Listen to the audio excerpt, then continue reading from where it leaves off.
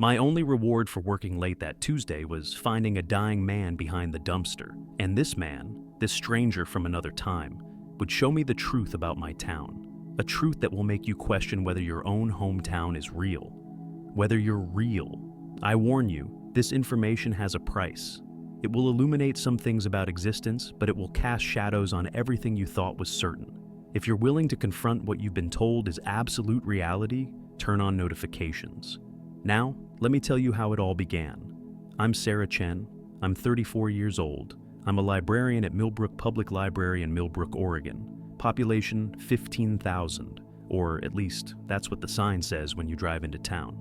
And on October 15th, 2024, I was doing what I did every Tuesday night, working late, alone, reorganizing the local history section because nobody else cared enough to do it.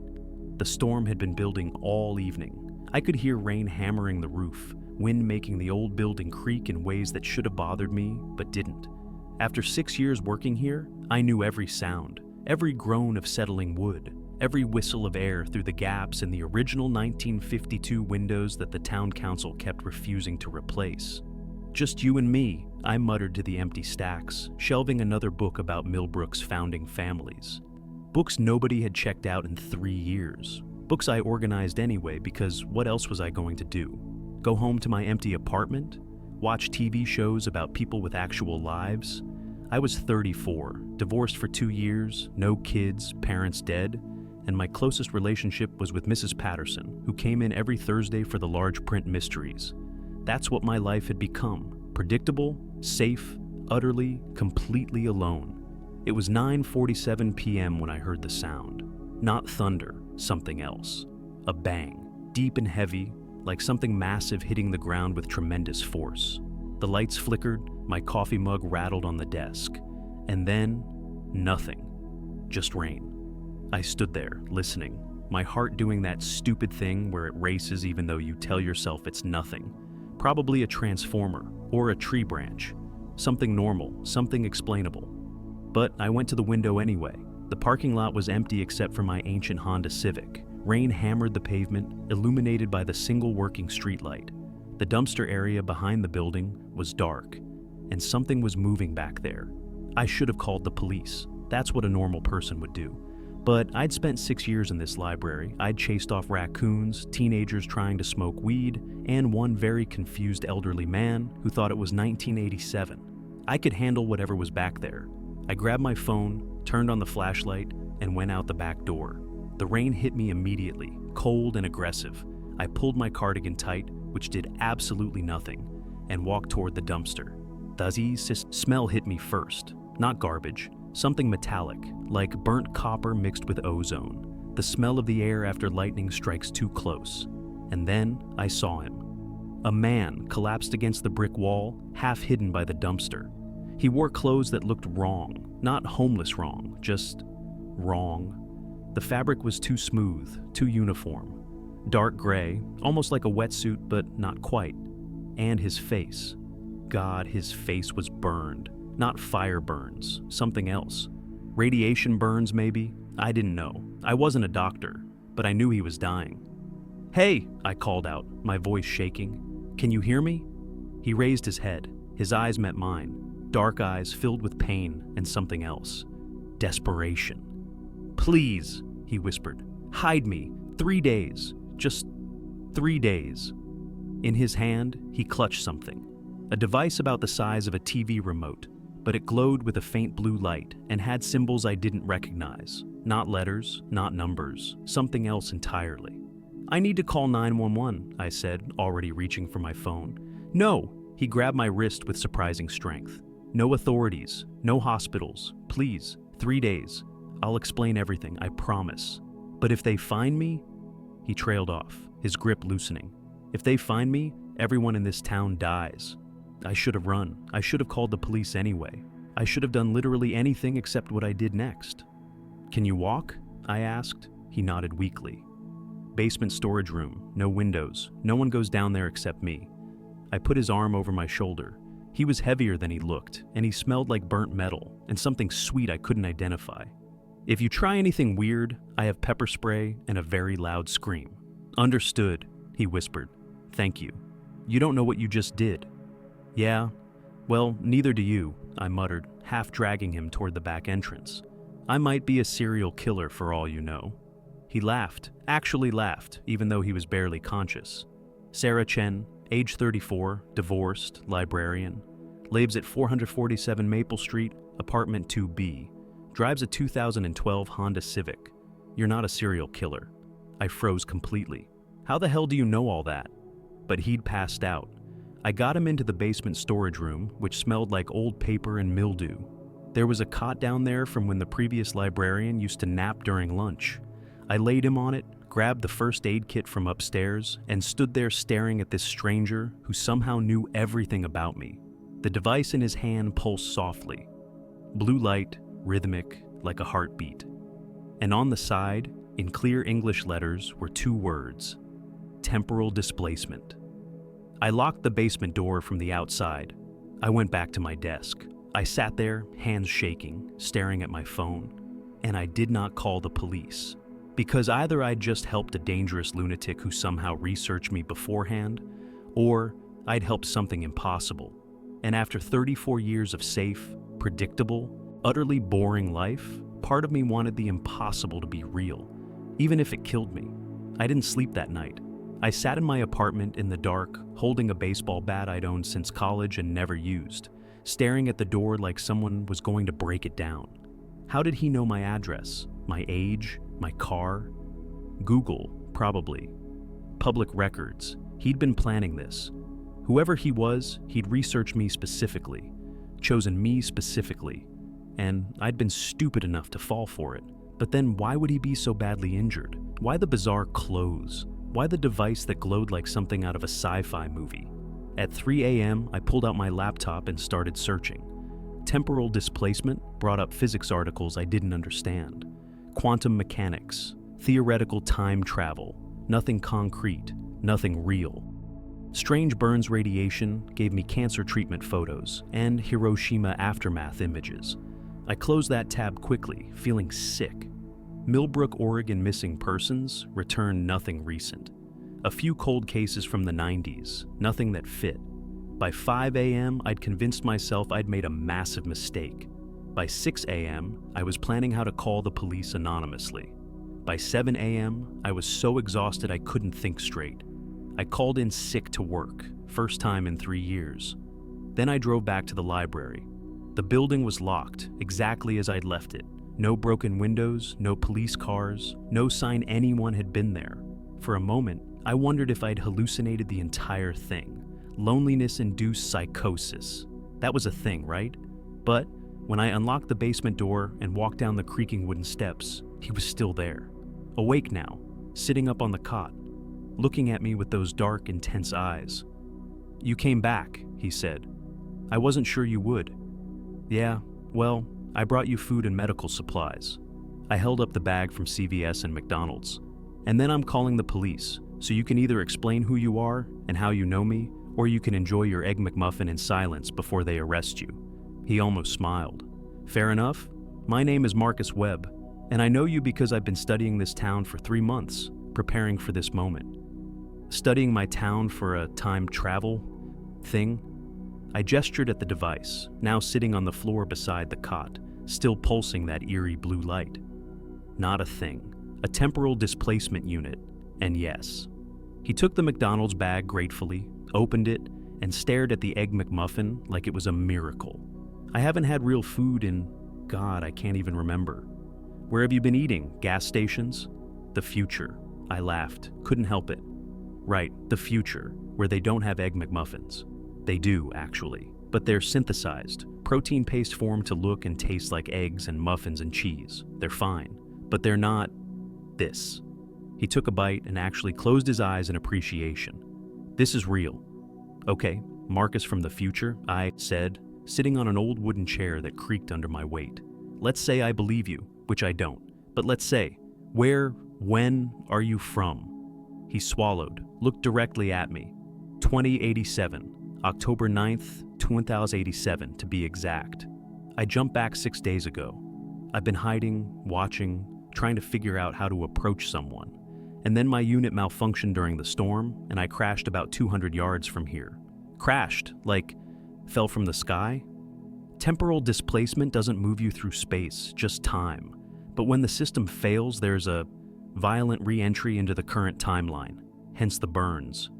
He touched his face gingerly. I'm lucky I'm alive.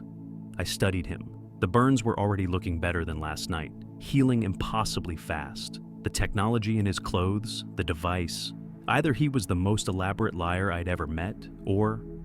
What year is this? He asked suddenly. What's the exact date? October 15th, 2024. His face went pale. 3 days. I only have 3 days. 3 days until what? Until my temporal window closes. The unit is damaged. I can repair it, but I need specific components. And I need to do it within 3 days, or I'm stuck here permanently. He looked at me with sudden intensity. But Sarah, that's not the important part. I didn't come back just to return home. I came back to find out what happens to Millbrook. My stomach tightened. What do you mean, what happens to Millbrook? Marcus reached into his pocket and pulled out what looked like a phone, but the screen was wrong, too clear, too bright, holographic almost. He tapped it a few times, then held it out to me. This is a map of Oregon in 2087. Zoom in on this area. I took the device carefully. The interface responded to my touch immediately, smoothly. I zoomed in on the Willamette Valley, found Portland, Eugene, Salem. All there, all labeled, and where Millbrook should be, nothing. Just empty green space marked with small text. Exclusion Zone, no settlement, restricted access. That's a mistake, I said, my voice shaking. Your map is wrong. It's not wrong. In my timeline, Millbrook doesn't exist. It never existed. There's no record of it in any historical database.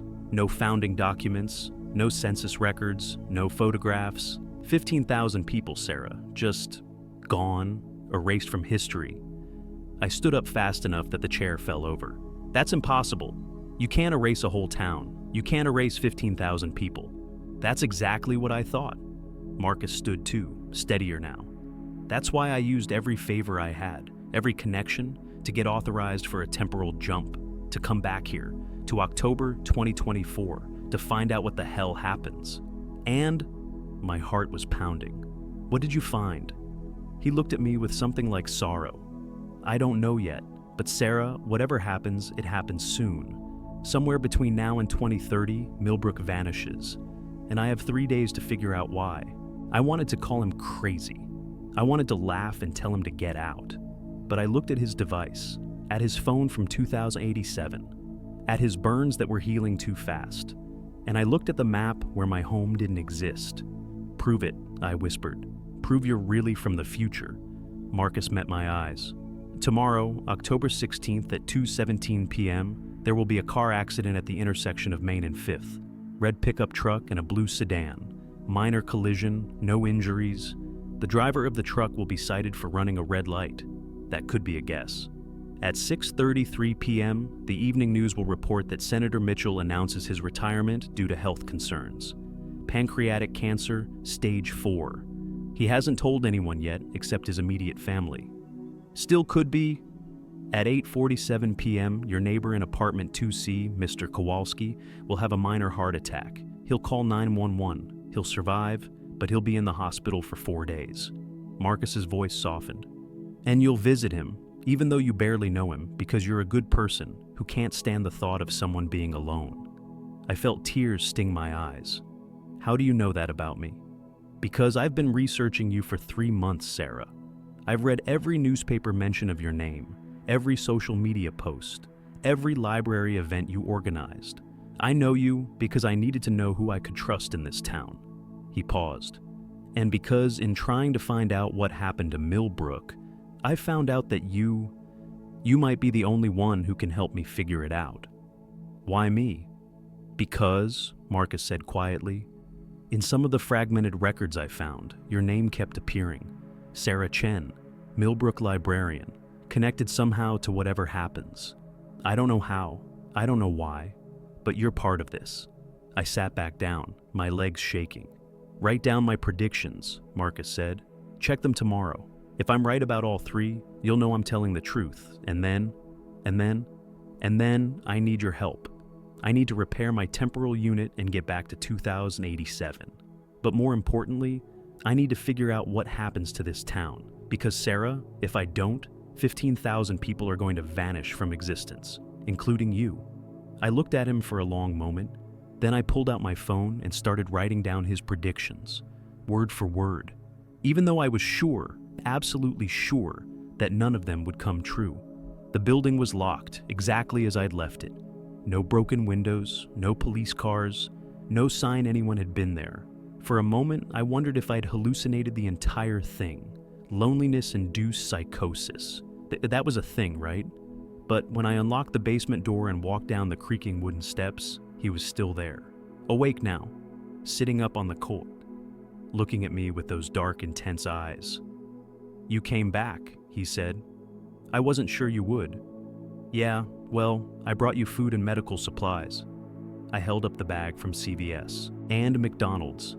"And then I'm calling the police, so you can either explain who you are and how you know me, or you can enjoy your Egg McMuffin in silence before they arrest you." He almost smiled. "Fair enough. My name is Marcus Webb, and I know you because I've been studying this town for 3 months, preparing for this moment." Studying my town for a time travel thing? I gestured at the device, now sitting on the floor beside the cot, still pulsing that eerie blue light. "Not a thing, a temporal displacement unit, and yes." He took the McDonald's bag gratefully, opened it, and stared at the Egg McMuffin like it was a miracle. "I haven't had real food in... God, I can't even remember. Where have you been eating? Gas stations?" "The future," I laughed. Couldn't help it. "Right, the future, where they don't have Egg McMuffins." "They do, actually, but they're synthesized. Protein paste formed to look and taste like eggs and muffins and cheese. They're fine, but they're not this." He took a bite and actually closed his eyes in appreciation. "This is real." "Okay, Marcus from the future," I said, sitting on an old wooden chair that creaked under my weight. "Let's say I believe you, which I don't. But let's say, when are you from?" He swallowed, looked directly at me. 2087, October 9th, 2087 to be exact. I jumped back 6 days ago. I've been hiding, watching, trying to figure out how to approach someone. And then my unit malfunctioned during the storm, and I crashed about 200 yards from here. Crashed? Like, fell from the sky? Temporal displacement doesn't move you through space, just time. But when the system fails, there's a violent re-entry into the current timeline, hence the burns. He touched his face gingerly. "I'm lucky I'm alive." I studied him. The burns were already looking better than last night, healing impossibly fast. The technology in his clothes, the device. Either he was the most elaborate liar I'd ever met, or... "What year is this?" he asked suddenly. "What's the exact date?" "October 15th, 2024. His face went pale. 3 days. I only have 3 days. 3 days until what? "Until my temporal window closes. The unit is damaged. I can repair it, but I need specific components. And I need to do it within 3 days, or I'm stuck here permanently." He looked at me with sudden intensity. "But Sarah, that's not the important part. I didn't come back just to return home. I came back to find out what happens to Millbrook." My stomach tightened. "What do you mean, what happens to Millbrook?" Marcus reached into his pocket and pulled out what looked like a phone, but the screen was wrong, too clear, too bright, holographic almost. He tapped it a few times, then held it out to me. "This is a map of Oregon in 2087. Zoom in on this area." I took the device carefully. The interface responded to my touch immediately, smoothly. I zoomed in on the Willamette Valley, found Portland, Eugene, Salem, all there, all labeled. And where Millbrook should be? Nothing. Just empty green space marked with small text. "Exclusion Zone, no settlement, restricted access." That's a mistake," I said, my voice shaking. "Your map is wrong." "It's not wrong. In my timeline, Millbrook doesn't exist. It never existed. There's no record of it in any historical database. No founding documents, no census records, no photographs. 15,000 people, Sarah, just gone, erased from history. I stood up fast enough that the chair fell over. That's impossible. You can't erase a whole town. You can't erase 15,000 people. That's exactly what I thought. Marcus stood too, steadier now. That's why I used every favor I had, every connection, to get authorized for a temporal jump, to come back here, to October 2024, to find out what the hell happens.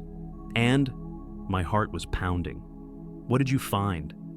He looked at me with something like sorrow. I don't know yet, but Sarah, whatever happens, it happens soon. Somewhere between now and 2030, Millbrook vanishes. And I have 3 days to figure out why. I wanted to call him crazy. I wanted to laugh and tell him to get out. But I looked at his device, at his phone from 2087, at his burns that were healing too fast. And I looked at the map where my home didn't exist. Prove it, I whispered. Prove you're really from the future. Marcus met my eyes. Tomorrow, October 16th at 2:17 p.m., there will be a car accident at the intersection of Main and 5th. Red pickup truck and a blue sedan. Minor collision, no injuries. The driver of the truck will be cited for running a red light. That could be a guess. At 6:33 p.m., the evening news will report that Senator Mitchell announces his retirement due to health concerns. Pancreatic cancer, stage 4. He hasn't told anyone yet except his immediate family. Still could be. At 8:47 p.m., your neighbor in apartment 2C, Mr. Kowalski, will have a minor heart attack. He'll call 911. He'll survive, but he'll be in the hospital for 4 days. Marcus's voice softened. And you'll visit him, even though you barely know him, because you're a good person who can't stand the thought of someone being alone. I felt tears sting my eyes. How do you know that about me? Because I've been researching you for 3 months, Sarah. I've read every newspaper mention of your name, every social media post, every library event you organized. I know you because I needed to know who I could trust in this town. He paused. And because in trying to find out what happened to Millbrook, I found out that you might be the only one who can help me figure it out. Why me? Because, Marcus said quietly, in some of the fragmented records I found, your name kept appearing, Sarah Chen, Millbrook librarian, connected somehow to whatever happens. I don't know how, I don't know why, but you're part of this. I sat back down, my legs shaking. Write down my predictions, Marcus said. Check them tomorrow. If I'm right about all 3, you'll know I'm telling the truth. And then I need your help. I need to repair my temporal unit and get back to 2087. But more importantly, I need to figure out what happens to this town. Because Sarah, if I don't, 15,000 people are going to vanish from existence, including you. I looked at him for a long moment. Then I pulled out my phone and started writing down his predictions, word for word, even though I was sure, absolutely sure, that none of them would come true. Chapter 3. When everything comes true. I left the library that morning with Marcus hidden in the basement, my mind spinning, and a list of predictions on my phone that I was absolutely certain would be wrong. Car accident at Main and 5th, 2:17 p.m. Senator Mitchell's retirement, 6:33 p.m. news. Mr. Kowalski's heart attack, 8:47 p.m. Specific, verifiable, impossible to know in advance. I went home, I showered, I changed clothes. I tried to pretend I hadn't just hidden a possibly insane man in my workplace while he fed me stories about time travel, but I kept checking the time. At 2 p.m., I found myself driving toward Main Street, just to prove it wouldn't happen, just to reassure myself that this was all elaborate nonsense. I parked half a block from the intersection of Main and 5th. Waited. 2:10 p.m., normal traffic. A few pedestrians, nothing unusual. 2:15 p.m. I started to relax. See? Nothing. No accident. He was just... At exactly 2:17 p.m., a red pickup truck ran the red light at the intersection. The blue sedan coming through on the green light swerved but couldn't avoid it completely. They collided with a crunch of metal and plastic. Not a terrible accident. Both drivers got out, shaken but clearly unhurt. Within minutes, a police car arrived. I watched, my hands gripping the steering wheel so tight my knuckles went white, as the officer wrote a citation for the driver of the red pickup truck for running a red light, exactly as Marcus said. Coincidence? I whispered. Lucky guess. He probably saw them driving around town. Noticed the pickup driver was reckless, made an educated prediction, that's all. But my hands were shaking. I drove home. I paced my apartment. I tried to read, to watch TV, to do anything to distract myself. At 6:30 p.m., I turned on the evening news. Local station, coin 6. The anchor shuffled papers, looked grave.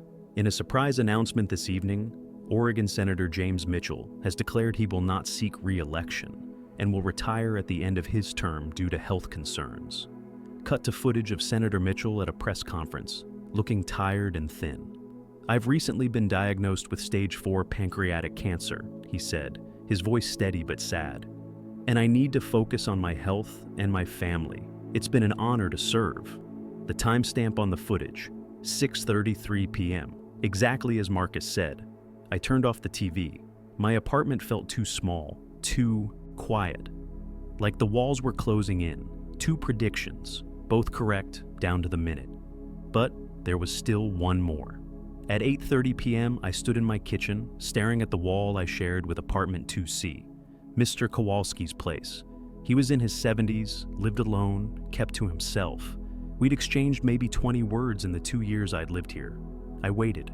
8:40 p.m., nothing. 8:45 p.m., still nothing.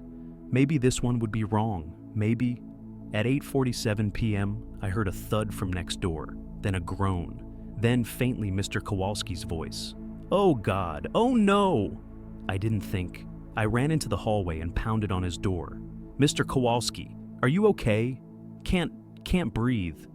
His voice was weak, terrified. I tried the door, locked.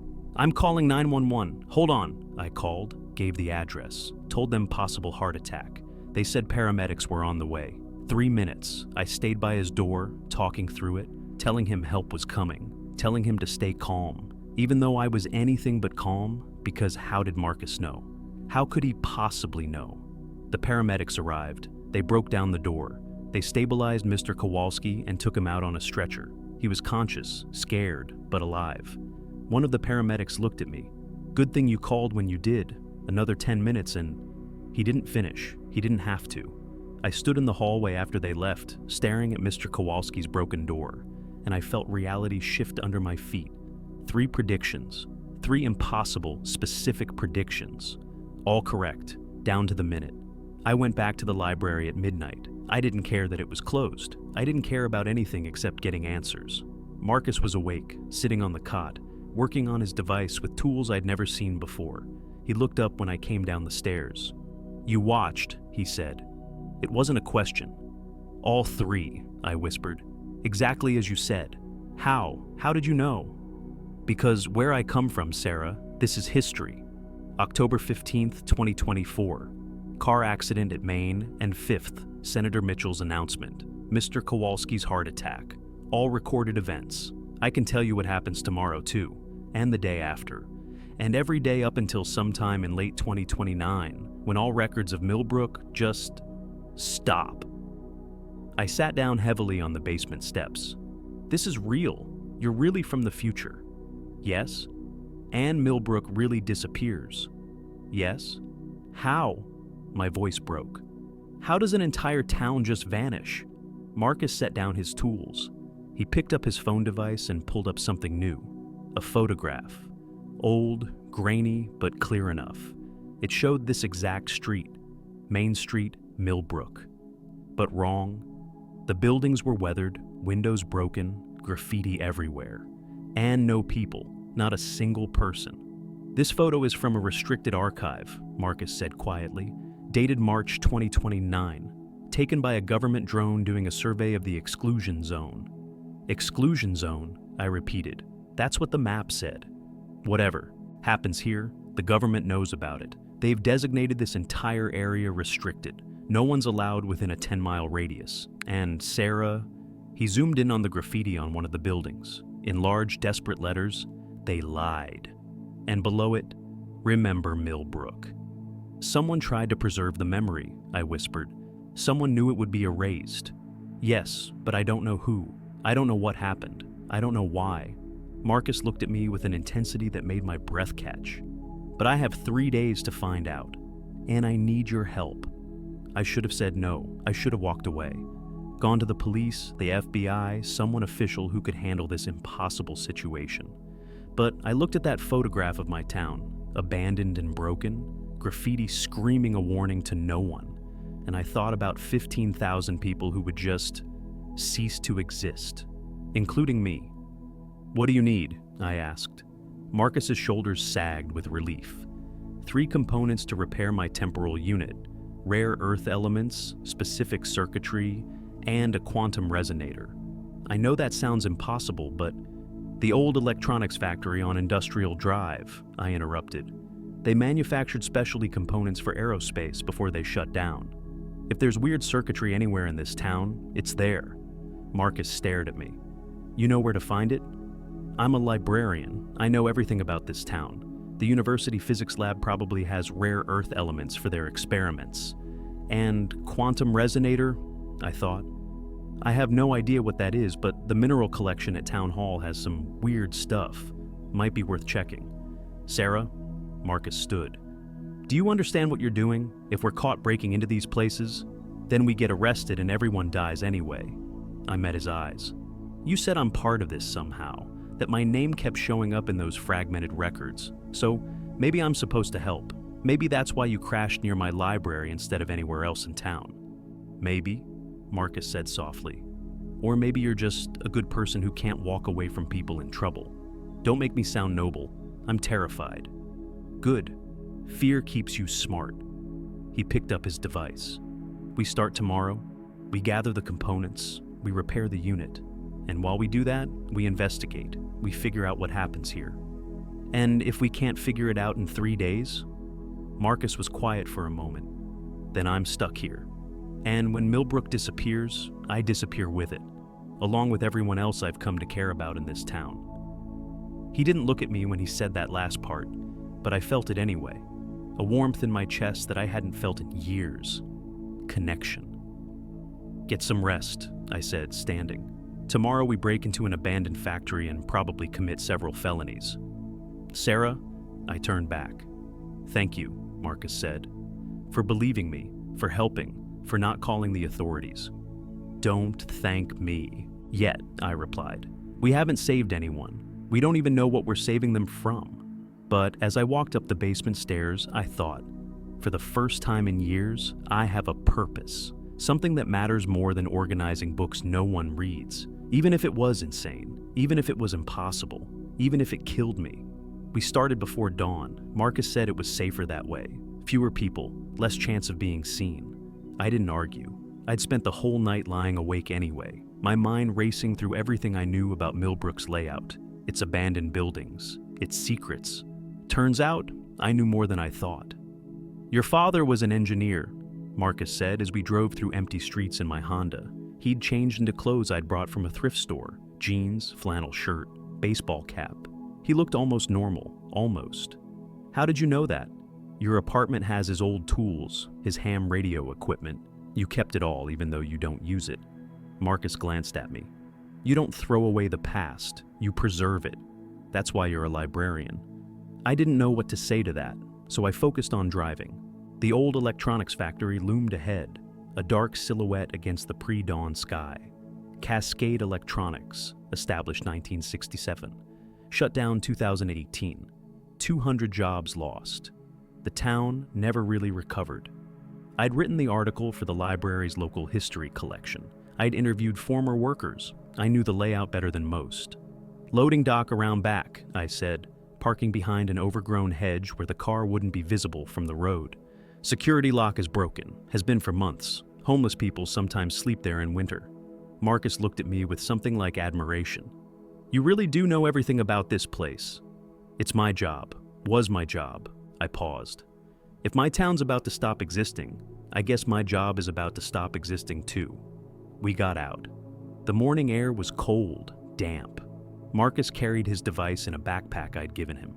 It still pulsed that faint blue light, visible through the fabric. The loading dock door opened with a rusty screech that made us both freeze, but no alarms, no security, just darkness and the smell of mildew and abandoned machinery. Marcus pulled out a small flashlight, not from 2024 I could tell, The beam was too focused, too bright, almost laser-like. "What are we looking for?" I whispered. "Circuitry from the aerospace contracts, specifically anything with quantum state preservation. It'll have a crystalline structure, probably labeled with QSP or similar." We searched for an hour, through offices filled with scattered papers and overturned desks, through the main factory floor where assembly lines sat frozen in time, through storage rooms packed with components I couldn't identify. And then I found it. A locked cabinet in what used to be the quality control room. The lock was rusted, easy to break with a hammer I found nearby. Inside, rows of small components in anti-static bags, and on one shelf, a box labeled QSP7 series, aerospace grade, restricted. "Marcus?" I called softly. He was beside me in seconds. He opened the box carefully, reverently. Inside were crystalline circuits, each about the size of a quarter, glowing faintly even in the dark. "Perfect," he breathed. "These are exactly what I need. Sarah, how did you know to look here?" "I didn't. I shrugged. "I've cataloged this town's history for years. You start to notice patterns, where things end up. This felt like the right place." Marcus looked at me strangely. "Or maybe you're connected to this in ways we don't understand yet." A chill ran down my spine, but I ignored it. One component down, 2 to go. The university was harder. We waited until 8 a.m. when the physics building opened. Marcus wore a visitor badge I'd printed at the library, and I carried a clipboard, playing the role of library representative doing research for a historical project. The student worker at the front desk barely looked at us. Professor Chen's lab was on the 3rd floor. No relation to me, despite the shared last name.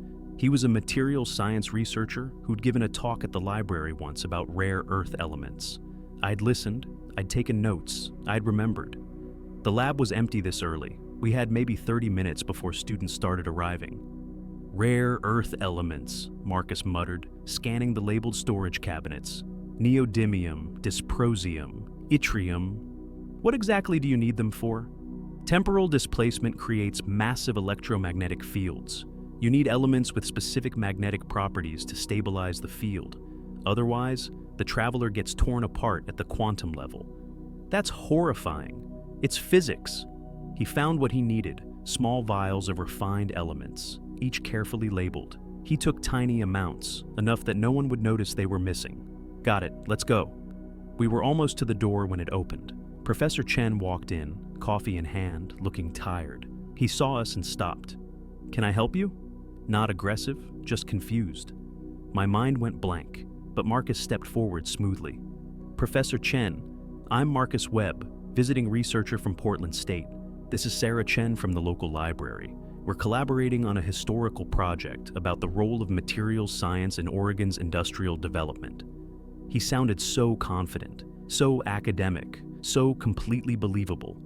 Professor Chen's expression softened. "Oh, interesting. You should have called ahead, but, well, what do you need to know?" We spent 10 minutes talking to him about industrial history, rare earth applications, the decline of manufacturing. I took actual notes. Marcus asked intelligent questions. And when we left, Professor Chen shook our hands and told us to come back anytime. "You're good at that," I said once we were back in the car, my heart still pounding. "At what?" "Lying." Marcus was quiet. You've traveled through time, Sarah, you learn that truth is relative. What's true in one timeline isn't true in another. You adapt. That's a depressing philosophy. It's a survival philosophy." He looked at me. "But I'm not lying to you. Everything I've told you is true, in my timeline at least." I wanted to ask more, but we had one component left to find, and that one was going to be the hardest. The mineral collection at Town Hall was in the basement, behind a locked door marked Archives Authorized Personnel Only. I had a key. Former town historian had given it to me 3 years ago when she retired. "In case you ever need to research something," she'd said. I'd never used it, until now. We waited until lunch hour when the building was mostly empty, walked in like we belonged there, down the stairs, through the door. The archives were dusty, dim, filled with boxes of old records and filing cabinets dating back to Millbrook's founding in 1889. And in one corner, a glass display case containing the town's mineral collection. samples from the surrounding area, donated by various residents over the decades. Most of it was ordinary, quartz, basalt, agate, but one sample made Marcus stop completely. It was about the size of a fist, dark metallic, with a crystalline structure that seemed to shift in the light. The label read, "Unknown composition, found 1954, donor Elizabeth Hartman." "That's it," Marcus whispered. "That's a quantum resonator, natural formation, incredibly rare. I've only seen 2 in my entire life. Can we just take it? Won't someone notice?" "No one's noticed it for 70 years. I don't think anyone will notice it missing." He carefully opened the display case, unlocked because who would steal rocks, and lifted the sample. The moment he touched it, his device in the backpack pulsed brighter. The resonator pulsed in response, like they were communicating. "It's active," Marcus said, awed. "It's been active this whole time, just sitting here. Sarah, do you know what this means?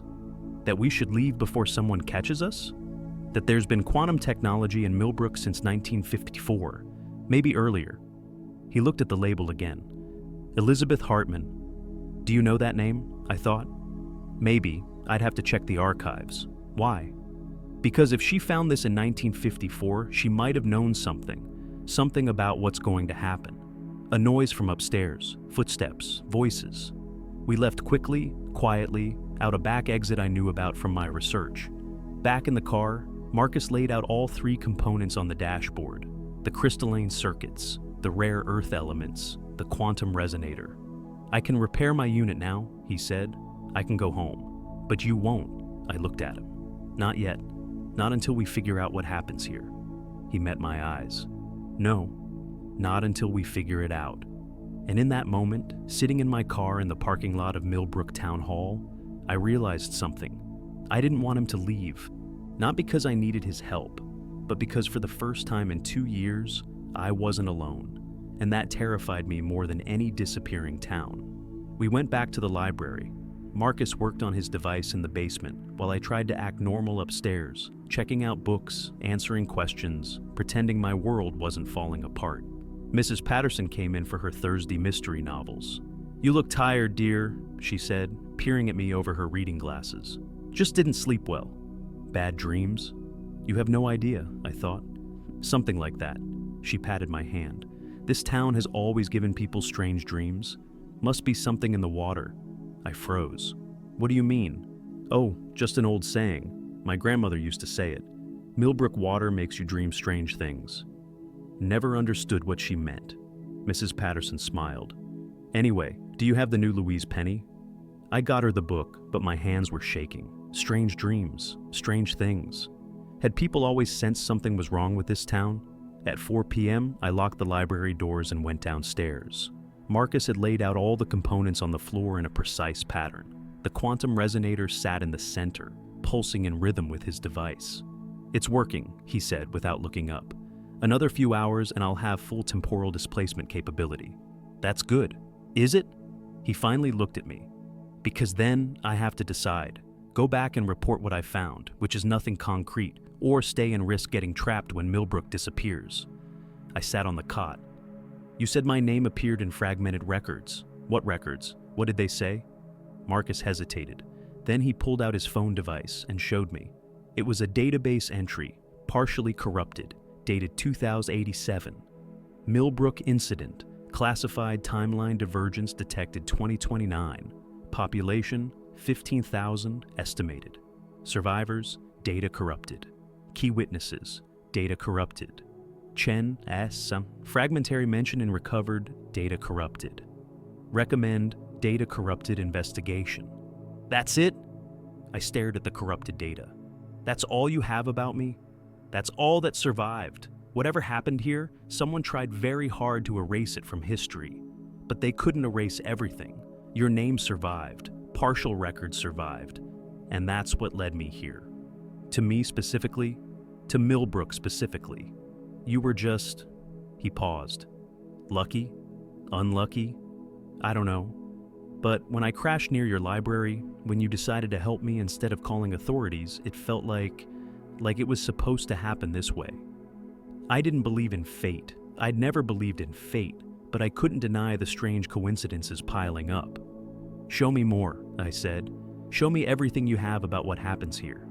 Marcus pulled up files, photographs mostly, all from that same government archive, all dated between 2027 to 2029.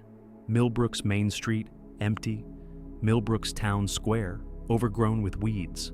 Millbrook's residential areas, cars and driveways, but no people.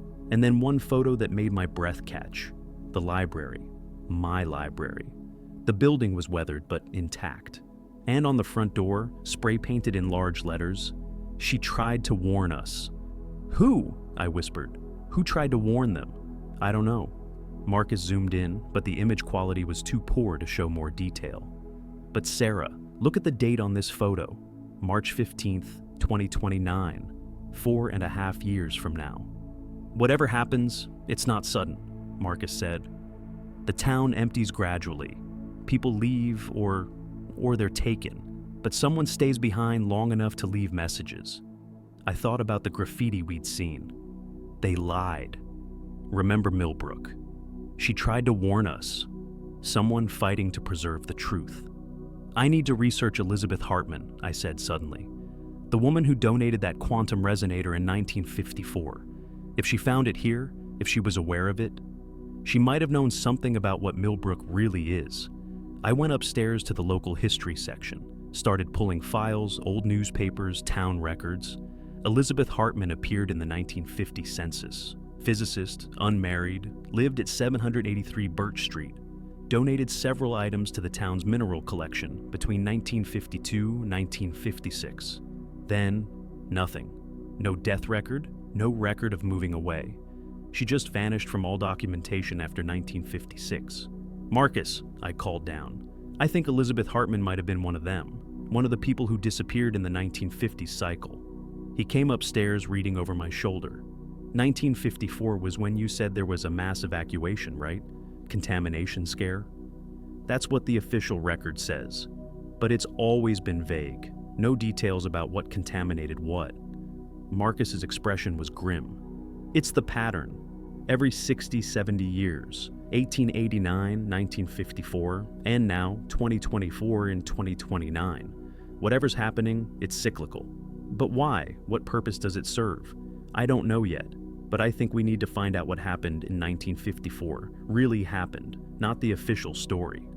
We spent the next 3 hours digging through archives, and slowly, a picture emerged.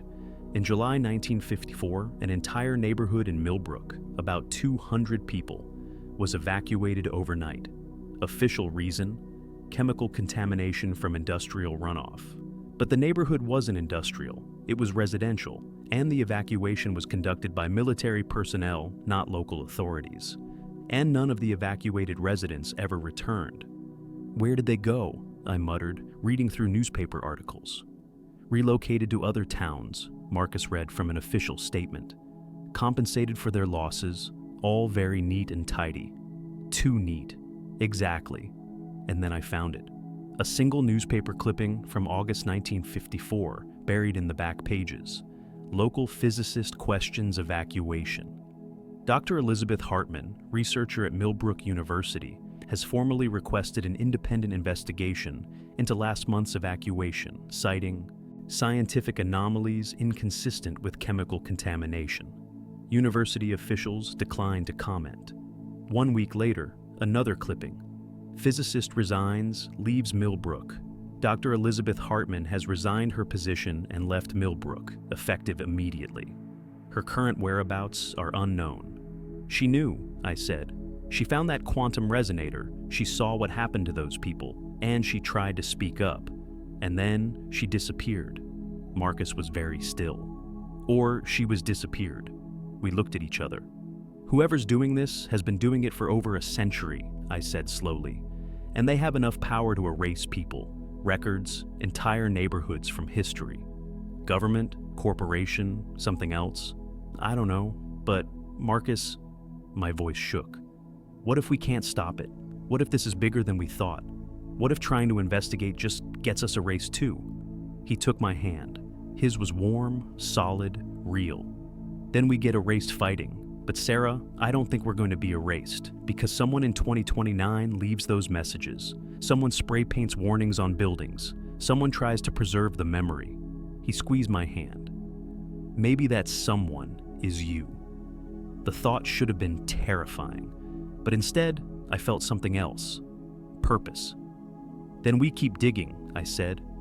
We find out what happened in 1954, what happened in 1889. We find the pattern, and maybe we find how to break it. Marcus smiled. It was the first real smile I'd seen from him. Okay, he said. Let's break a century-old cycle and save 15,000 people. No pressure. Despite everything, I laughed. And for a moment, in the dusty library surrounded by old newspapers and impossible truths, I felt something I hadn't felt in years. Hope. We worked through the night. Coffee from the break room, old records spread across every table. Marcus's futuristic device casting eerie blue light as it continued its repairs. 1889, I read from a yellowed newspaper. The Great Disappearance, that's what they called it. Marcus looked up from the census data he was analyzing. How many people? Official record says 184, but this article, I pointed to a small local paper. It mentions over 200 souls lost to tragedy. The numbers don't match. They never do when someone's covering something up. I kept reading. Officially ruled as mass migration due to economic hardship. But look at this. The disappearances happened over a single weekend. September 13th of 1889, everyone in the north quarter of town just gone. Houses locked from the inside, food still on tables, no signs of struggle or preparation, like they vanished midlife. Exactly. I pulled out a map of 1889 Millbrook. The north quarter, that's approximately where the chemical plant is now, the same area that was evacuated in 1954. Marcus came over to look. Same location, different cycles. Sarah, this isn't random. There's something about that specific area. The quantum resonator was found there too, I said, checking Elizabeth Hartman's donation records. 1954, 3 months before the evacuation. She was doing a geological survey of that neighborhood when she found it. 3 months before people disappeared. Marcus's eyes widened. She found the resonator. She started investigating. And then suddenly there's a contamination scare and everyone has to leave. They got rid of her before she could expose what was really happening. We stared at the map. We need to go there, Marcus said, to that location, tonight. It's an abandoned chemical plant. It's probably dangerous. More dangerous than disappearing from existence? He had a point. At 2 a.m., we drove to the old Millbrook chemical plant. It had been shut down since 1998. Officially due to EPA violations. The building was a hulking concrete structure surrounded by chain-link fence with no trespassing signs every few feet. Are we really doing this? I asked, staring at the fence. Do you want to know the truth? I did. God help me, I did. We found a gap in the fence around back. Same security problem as everywhere else in this slowly dying town. No money for maintenance. No one cared enough to fix it. The building smelled like rust and decay. Our flashlights cut through darkness, filled with abandoned equipment, broken windows, graffiti from teenagers who'd partied here over the years. But Marcus's device was picking up something. There, he said, pointing to a reading on his screen. Quantum signature, faint but consistent. Below us. Below? We found stairs leading down. Not regular basement stairs. Industrial, reinforced concrete, descending far deeper than any normal basement should go. This isn't on any building plans I've seen, I whispered. No, I don't think it would be. We went down, 1 level, 2 levels, 3. The air changed, got colder, smelled different, metallic, sharp, like Marcus's burns had smelled when I first found him. 4 levels down, we found a door, heavy steel, sealed with a lock that looked far too modern for a building abandoned in 1998. This has been maintained, Marcus said, examining it. Recently, within the last few years. Can you open it? He pulled out a tool from his backpack, something that looked like a small tablet, pressed it against the lock. The device hummed, and the door clicked open. Beyond was a corridor, clean, lit by emergency lighting, temperature controlled, not abandoned, active. Marcus, I grabbed his arm. We should leave. We should get the police, the FBI, someone, and tell them what? That we broke into an abandoned building and found a secret facility? They'll arrest us, and whoever runs this place will disappear us just like Elizabeth Hartman. He was right. I hated that he was right. We walked down the corridor. Doors on either side, all locked, but at the end, one door was open. Beyond it was a room that shouldn't exist. Holographic displays floating in air, quantum computers. I recognized them from Marcus's description. Monitoring equipment showing data I couldn't begin to understand. And in the center of the room, a massive structure that looked organic and mechanical at the same time. Crystalline formations growing into and out of metal frameworks, pulsing with light in rhythm with Marcus's device. "What is that?" I breathed. Marcus approached it slowly, his face pale. "It's a temporal anchor, a machine that pins a specific location in space-time, allowing manipulation of localized timeline flow. In English, it's technology that shouldn't exist for another 60 years, minimum." He looked at me. "Someone has been operating future-level technology in Millbrook since at least 1889, maybe longer." My mind reeled. "But why? What's the purpose?" He walked to one of the displays, started reading. His expression grew more and more horrified. "Marcus? Population monitoring," he said quietly. "Real-time data on everyone in Millbrook. Names, ages, genetic profiles, even... Sarah, they're tracking emotional states, consciousness patterns. They're not just watching the town, they're studying the people." "Studying us for what?" He pulled up another file. This one had a header. "Project Millbrook, Cycle 7, Status, On Schedule." Below it, data about population growth over time. Projections about optimal harvest dates. References to consciousness extraction and genetic optimization. And a completion date, March 2029. "They're farming us," I whispered, the horror finally clicking into place. "This whole town, we're a farm." "Not a farm, an experiment." Marcus kept reading, his hands shaking. "They're growing a population to specific parameters. When it reaches optimal size and genetic diversity, they harvest it. Extract consciousness, extract genetic material, for use in... Oh God. What? Timeline optimization? They're using the harvested populations to create better timelines, selecting for specific traits, specific consciousness patterns, and then inserting them into other points in history to improve outcomes." I felt sick. We're not people to them. We're resources, data points. And it's been running for over a century, maybe longer. Marcus looked at me with devastation in his eyes. "Sarah, I found my grandmother's name in the 1954 data. Subject 847. She was taken in that cycle, then reinserted into the timeline in Portland with altered memories. Creating your family line. Creating me." His voice broke. "I exist because of this. My entire family. We're products of this experiment." We stood there in the horrible clean light of the facility, understanding crashing over us. This was why Millbrook disappeared from history. Because 15,000 people were going to be harvested, erased, used to build better timelines for someone else, and Marcus's whole existence depended on it happening. We left the facility in silence, got back to the library as dawn broke, sat in the basement, not speaking, processing what we'd learned. Finally, Marcus said, "I have to go back. I have to report this." "To who?" "The temporal authority, the governing body in 2087 that regulates time travel. They'll investigate. They'll stop this." "Will they?" I looked at him. "Marcus, if your whole family exists because of Project Millbrook, how many other people in 2087 exist because of it? How many families, how many lives depend on this happening?" He didn't answer. "What if the temporal authority already knows?" I pressed. "What if they're the ones running it? Then I'm dead anyway." He laughed bitterly. "But at least I tried." "Or," I said slowly, "we find another way." There is no other way. This is a fixed point in time. Changing it would cause a paradox, timeline collapse. Everyone in my future, millions of people, would cease to exist. But everyone here would live.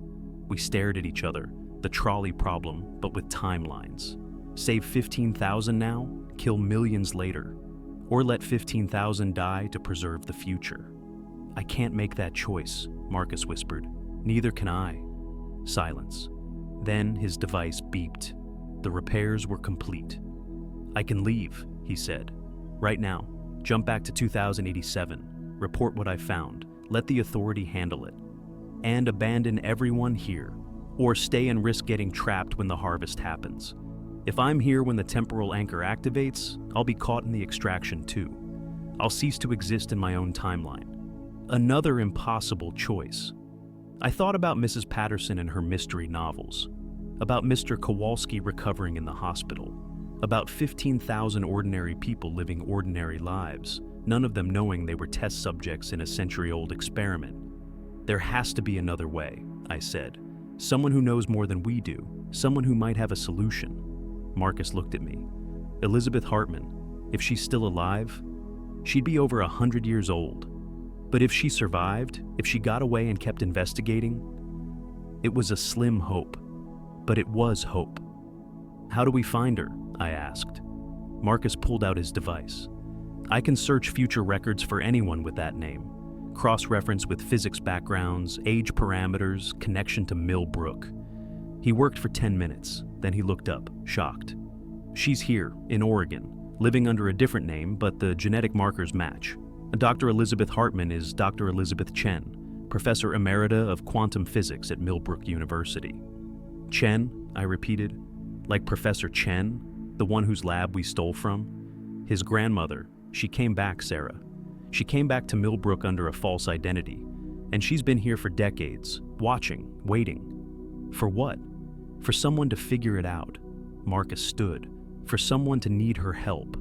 We went to find her.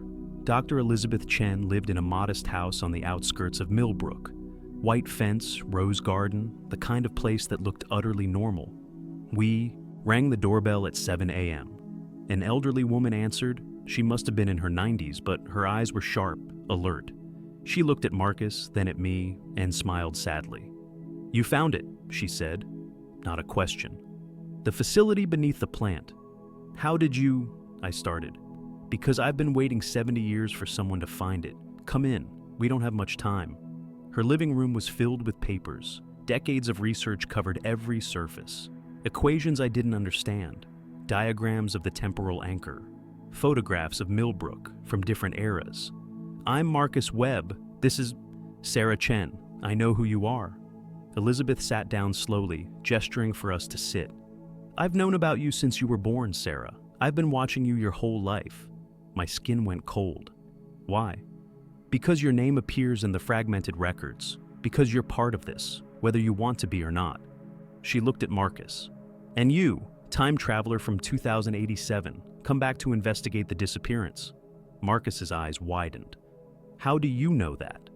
"Because I've been studying temporal mechanics since 1952. Because I found the first quantum resonator and understood what it meant. Because I've spent 7 decades trying to figure out how to stop what's coming." She pulled out a thick folder. "And because I knew eventually someone from the future would come back. I've been leaving breadcrumbs in the historical record, hoping someone would follow them." "The fragmented data about Sarah," Marcus said. "You planted it?" "Some of it. The rest was natural corruption from timeline instability. But yes, I made sure certain information survived. Made sure your temporal authority would eventually send someone." Elizabeth looked at him with something like pity. "I assume you've discovered the full scope of Project Millbrook?" "Population harvesting," I said.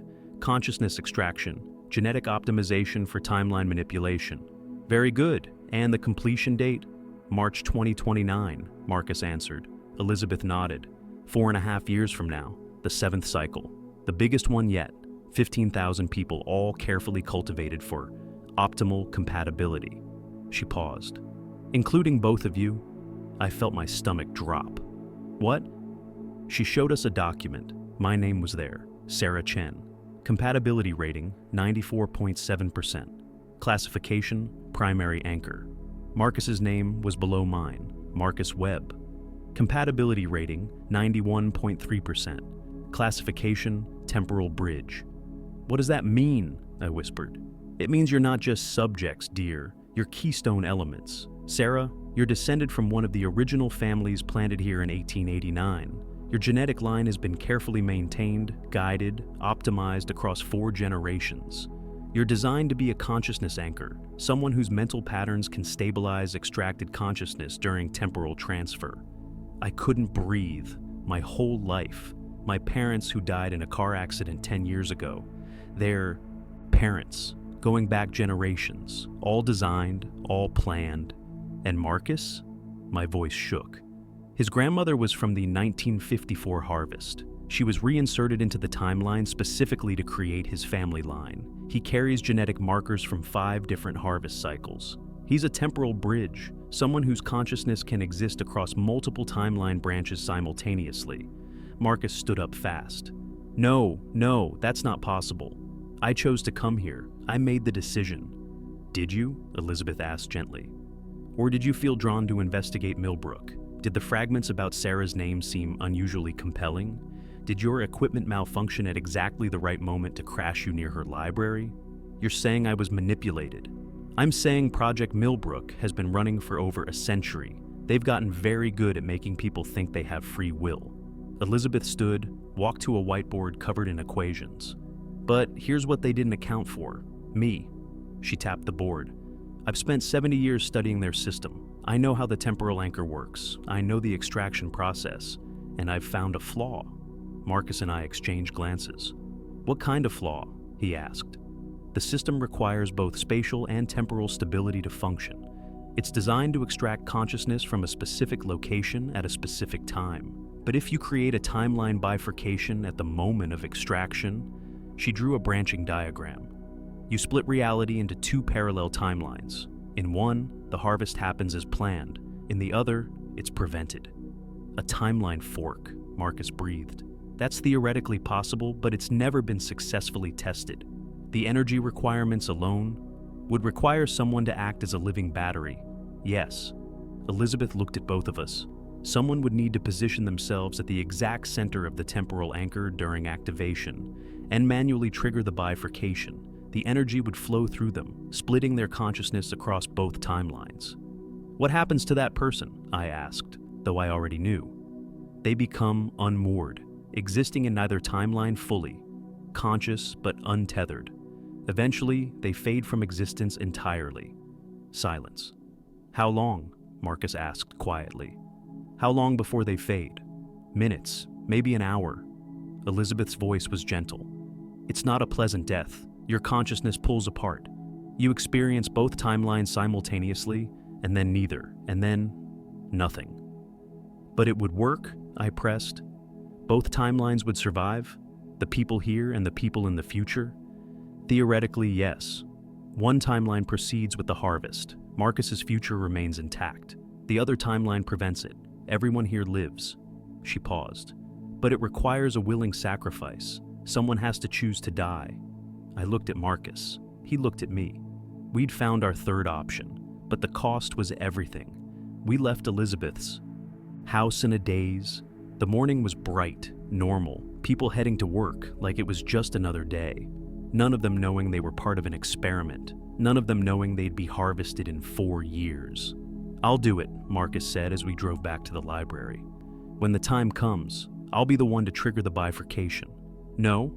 Sarah, I'm from a timeline that requires this horror to exist. It should be me. You're also the only one who can return to 2087 and report this. If you die, no one in the future knows the truth. I gripped the steering wheel tighter. Besides, I'm a primary anchor. Maybe that means something. Maybe I'm the one who's supposed to do this. Or maybe we're both trying to be heroes when we should be finding another way. We pulled into the library parking lot. How much time do we have? I asked. Before you have to return? Marcus checked his device. 18 hours. If I don't jump back by midnight tonight, the temporal window closes. I'm stuck here permanently. 18 hours to decide who lives and who dies. 18 hours to choose between 15,000 people now and millions later. 18 hours to figure out if there was any other option. We went inside. I tried to work, tried to catalog books, help patrons, maintain normalcy.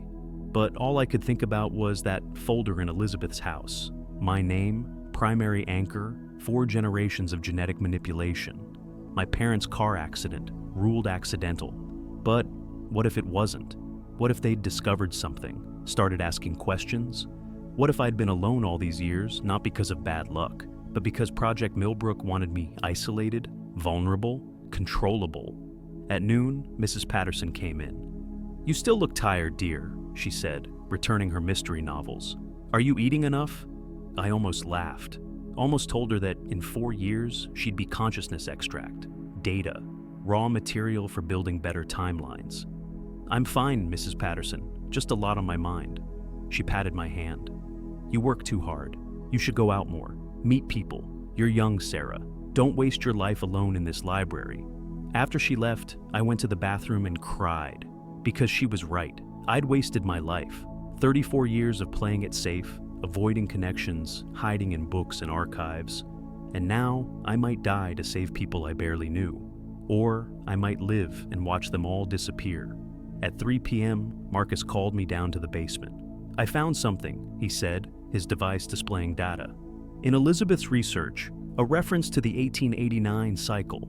"What about it?" 17 people survived. Official records say everyone in the North Quarter vanished, but Elizabeth found evidence that 17 people somehow escaped the extraction. How? That's what I'm trying to figure out. He pulled up historical documents. They all left Millbrook immediately after, scattered to different cities, changed their names. But Elizabeth tracked them, interviewed their descendants, and they all reported the same thing. They'd had dreams, warnings. Weeks before the harvest, they dreamed about a woman telling them to leave, to get out of Millbrook before September 15th. And they listened? My skin prickled. Dreams sent by who? Someone with consciousness untethered from linear time. Someone who could reach backward and plant warnings in people's minds. Marcus looked at me intensely. "Sarah, what if the person who triggers the bifurcation doesn't just fade away? What if their consciousness, unmoored from space-time, can influence past events? You're saying whoever sacrifices themselves could warn people? Could save some of them before the harvest? It's possible. Elizabeth's research suggests it. If consciousness becomes quantum state while bifurcating, it might be able to propagate backward along the timeline." He showed me equations that meant nothing to me. It would explain the 17 survivors. Someone warned them. Someone who no longer existed in normal time. A terrible hope bloomed in my chest. So the sacrifice isn't meaningless. They could save people from previous cycles, change things retroactively. Maybe. Or maybe I'm grasping at straws because I don't want to accept that someone has to die. Marcus slumped in his chair. "I don't know anymore, Sarah. I thought coming back would be simple. Find out what happened, report it, save the day. But nothing about this is simple." I sat beside him, our shoulders touched. "Tell me about 2087, I said. "What's it like, your future?" He smiled sadly. "Cleaner, more efficient. We solved climate change, mostly, extended human lifespan, colonized Mars. It's good. Not perfect, but good." "Do you have someone in your time?" "I did. We broke up 6 months before I took this assignment. She said I was too obsessed with work, with time travel, with trying to fix things that can't be fixed." He laughed. "She was right. I was married once," I found myself saying. "For 3 years. He left because he said I was emotionally unavailable, that I never let him in, never shared what I was really thinking or feeling." Was he right? Yeah, he was. I looked at the basement ceiling, water-stained and cracked. I've spent my whole life keeping people at arm's length. Safer that way. Can't get hurt if you don't let anyone close.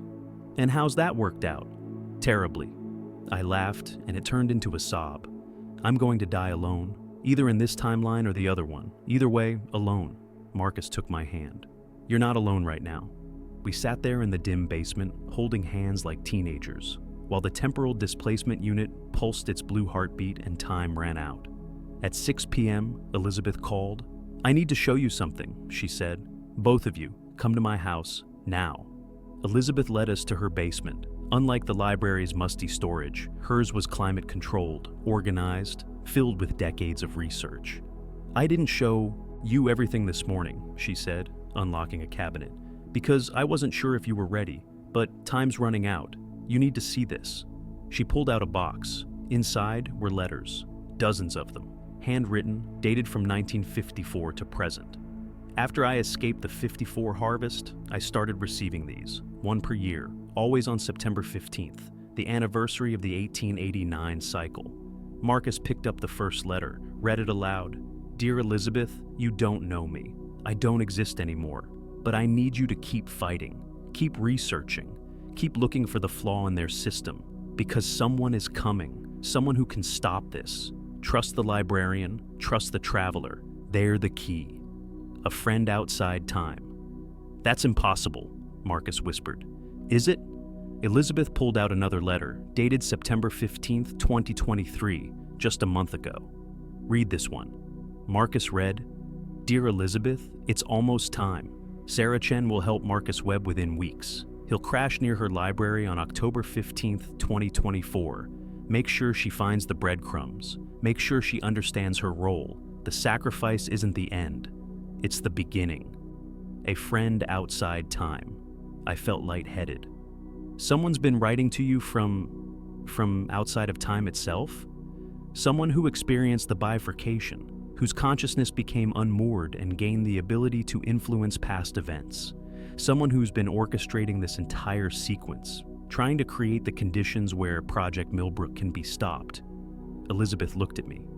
"Someone who might be you, Sarah." No, that's insane." "Is it? You're a primary anchor. Your consciousness is designed to stabilize temporal extraction. What if that same property allows you to survive bifurcation longer, to maintain coherence while unmoored?" She showed me more letters. "Look at the handwriting." I looked. It was similar to mine, not identical, but close enough. "That proves nothing. Handwriting can be faked. Read the content. Really read it." I picked up a letter from 2010. It detailed my parents' car accident, warned Elizabeth to watch over me after they died, described my emotional isolation, my fear of connection, my tendency to hide in books, things only I would know. "This is a trick," I said, my hands shaking. "Some kind of manipulation?" "Sarah," Elizabeth's voice was gentle, "I know this is terrifying, but you need to consider the possibility. What if you're not just going to trigger the bifurcation? What if you already have, from the perspective of nonlinear time? What if you've been guiding this entire sequence, trying to save everyone, sending warnings backward?" Marcus was reading through the letters, his expression growing more shocked. "There are technical details here. Information about the temporal anchor that Elizabeth couldn't have known in 1954. Information that matches what we found in the facility." He looked at Elizabeth. "How do you explain that?" "I don't. The friend does. Every year, more information, more details, more guidance." She pulled out the most recent letter. "This one arrived a month ago. It has instructions for the bifurcation, exact specifications, where to position yourself, how to trigger it, and, Sarah, it's addressed to you." She handed it to me. The envelope read, "For Sarah Chen, to be opened when she's ready to understand." My hands trembled as I opened it. Inside, in that familiar but not handwriting, "Dear Sarah, by the time you read this, you'll know the truth. You'll know what you have to do, and you'll be terrified. That's okay. I was terrified too. But I need you to understand something. The sacrifice isn't an ending, it's a transformation. When you trigger the bifurcation, your consciousness will split across infinite timeline branches. You'll exist everywhere and nowhere. You'll experience all possibilities simultaneously. It will hurt. God, it will hurt. But it will also be beautiful.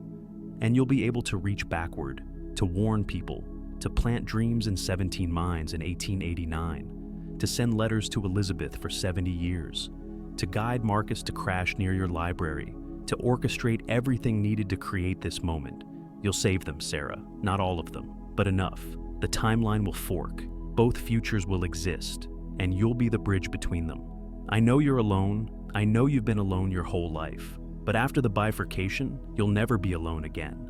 You'll be connected to every consciousness in both timelines. You'll be everywhere love exists, everywhere hope survives, everywhere someone fights against impossible odds.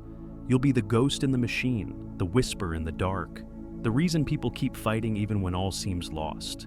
It's time, Sarah. You know it is. Trust yourself. Trust Marcus.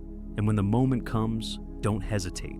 With love across timelines, I dropped the letter. tears streaming down my face. "I can't," I whispered. "I can't do this." Elizabeth knelt beside me, 90 years old, and she knelt on the basement floor to take my hands. "You can," she said, "because you already have.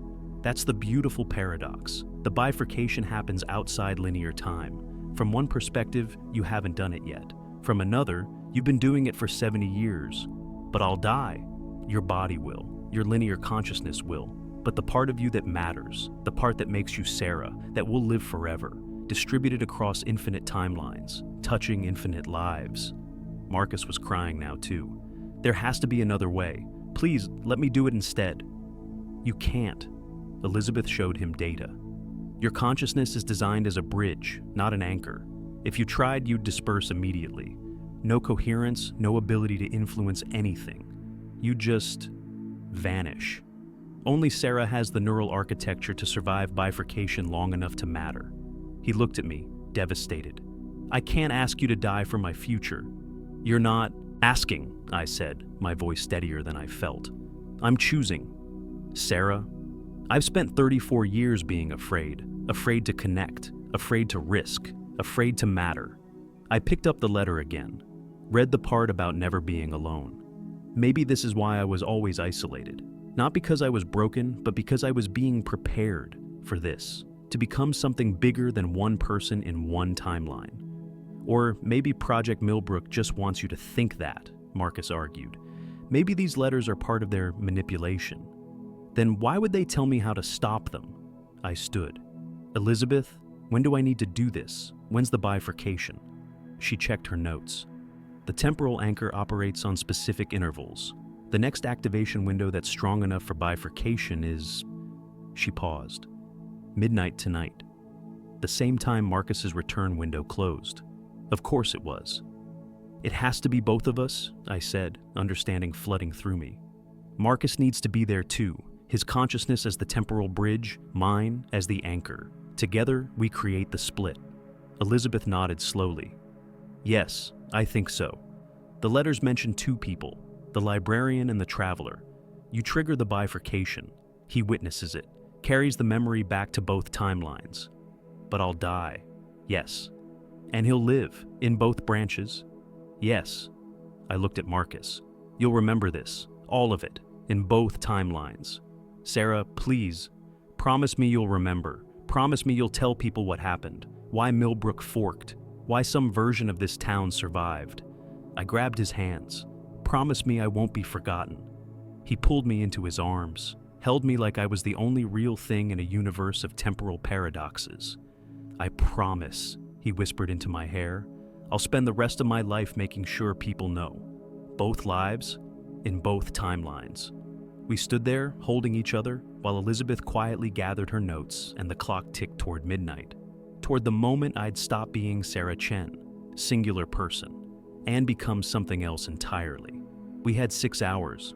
Elizabeth gave us instructions, detailed specifications about where to position ourselves in the facility, what Marcus needed to do with his temporal device to stabilize the bifurcation, what I needed to think about, feel, maintain in my consciousness as it split. "The key is intention," she said. "You need to hold both futures in your mind simultaneously. The timeline where the harvest happens, where Marcus's future exists, and the timeline where it's prevented, where Millbrook survives. Equal weight, equal reality. That's what creates the split. How do I hold contradictory realities in my mind without going insane? You're a librarian. You hold thousands of stories in your mind, contradictory narratives, different perspectives, alternate interpretations. This is the same, just more permanent. Not reassuring, but what choice did I have? At 7 p.m., Marcus and I left Elizabeth's house and drove through Millbrook. We didn't talk, just looked. At Main Street with its struggling shops and optimistic flower baskets. At the town square where farmers market set up every Saturday. At the elementary school where children played on swings, their laughter carrying on the evening air. 15,000 people, living, breathing, dreaming. None of them knowing what they were, what they'd been designed to be. "I need to tell you something," Marcus said as we drove, "in case I don't get the chance later. Okay?" These 3 days with you, hiding in your library, breaking into buildings, discovering impossible truths, they've been the best 3 days of my life. I laughed, tears in my eyes. That's really sad. We've been uncovering a conspiracy to harvest human consciousness. I know, but I also got to know you, the real you, not the isolated, careful version you show the world, the brave, brilliant, compassionate person underneath. He looked at me. I've traveled through time, seen wonders you can't imagine, and nothing has been as extraordinary as watching you decide to save 15,000 people you barely know. Stop. You're going to make me cry before I even die. Good. You should cry. You should feel everything. That's what makes the sacrifice matter. We parked at the library, my library, the place where all this started. 8 p.m. I need to do something, I said. Before we go to the facility, I need to write some letters. Letters? If I'm going to be unmoored in time, able to reach backward, I should know what to say. What information to send Elizabeth, what warnings to plant. I pulled out my phone. I'm going to write everything down, every detail we've learned, every step of this journey. So, when I'm out there, untethered, I'll remember what I'm supposed to do. Marcus nodded. I'll help. We spent the next hour writing, every detail, every discovery, the dates, the names, the technical specifications Elizabeth had given us. And I wrote personal letters, too. One to Mrs. Patterson. Thank you for being kind to a lonely librarian. Keep reading mysteries. Life's too short for boring books. One to Mr. Kowalski. I'm glad I called 911. I'm glad you survived. Take care of yourself. One to my ex-husband. You were right. I never let you in. I'm sorry. I hope you're happy now. And one to Marcus. I don't know if what I feel is love. We've only known each other 3 days, but it feels like love, or like what love could become if we had time. In another timeline, maybe we do. Maybe some version of us gets to figure it out. I hope so. Thank you for seeing me. Really seeing me. That's the greatest gift anyone's ever given me. Sarah. I gave him that one to read. He read it, folded it carefully, put it in his pocket. In both timelines, he said quietly, I'm going to keep this. Remember you, honor what you did. 9 p.m. We gathered what we needed. Marcus's device, fully repaired. Elizabeth's notes, my letters, saved to the cloud and printed as backups. And we drove to the chemical plant one last time. 10 p.m., back through the fence, down the stairs, 4 levels into the earth, through the steel door that should have been locked but opened for us like it was expecting us. The facility was fully active now, holographic displays showing real-time population data, the temporal anchor humming with power, building toward its midnight activation. Elizabeth was already there, waiting. I didn't think you'd come early, she said. I didn't want to wait. I looked around the room. Where do I position myself? She pointed to the center of the anchor, a circular platform, crystalline formations growing up from the floor. There, when the clock strikes midnight, the anchor activates. You'll feel it. A pulling sensation, like gravity reversed. That's when you trigger the bifurcation. How? She showed me a small device. It looked like a crystal, but wrong, multidimensional. This is keyed to your neural patterns. I've been building it for 70 years, waiting for this moment. When you activate it, it will amplify your consciousness, split it across timelines. Marcus's device will stabilize the temporal bridge. And then you hold both realities in your mind. Don't let go of either one. Both must be equally real, equally valid. That's what creates the fork. I took the device. It was warm, pulsing in sync with my heartbeat. 11 p.m. We waited. Elizabeth checked readings, made minor adjustments. Marcus stood beside me, holding my hand. I'm scared, I admitted. Me too. Will it hurt? Probably. That's not comforting. I'm not here to comfort you. I'm here to witness, to remember, to make sure your sacrifice means something. 11:30 p.m. Sarah, Elizabeth said, there's one more thing. Of course there is. The bifurcation will create 2 timeline branches. In one, I'll die within the year. Natural causes, old age. I've lived my 90 years, seen what I needed to see. Elizabeth, let me finish. In the other branch, I'll die tonight. The temporal stress of the bifurcation will stop my heart. I'm old, My body can't handle it. So you die either way.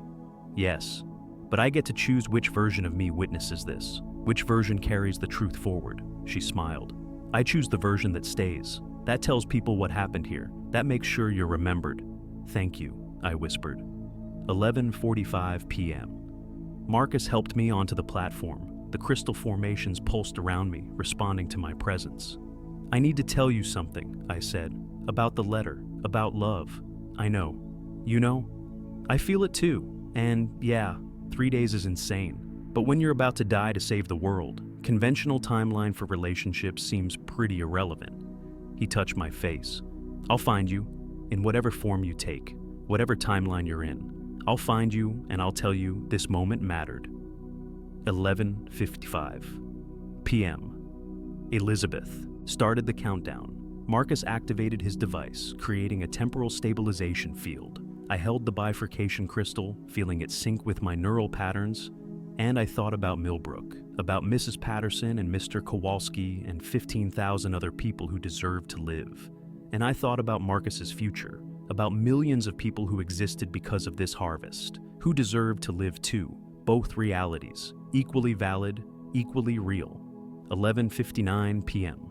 Sarah, Marcus said, any last words?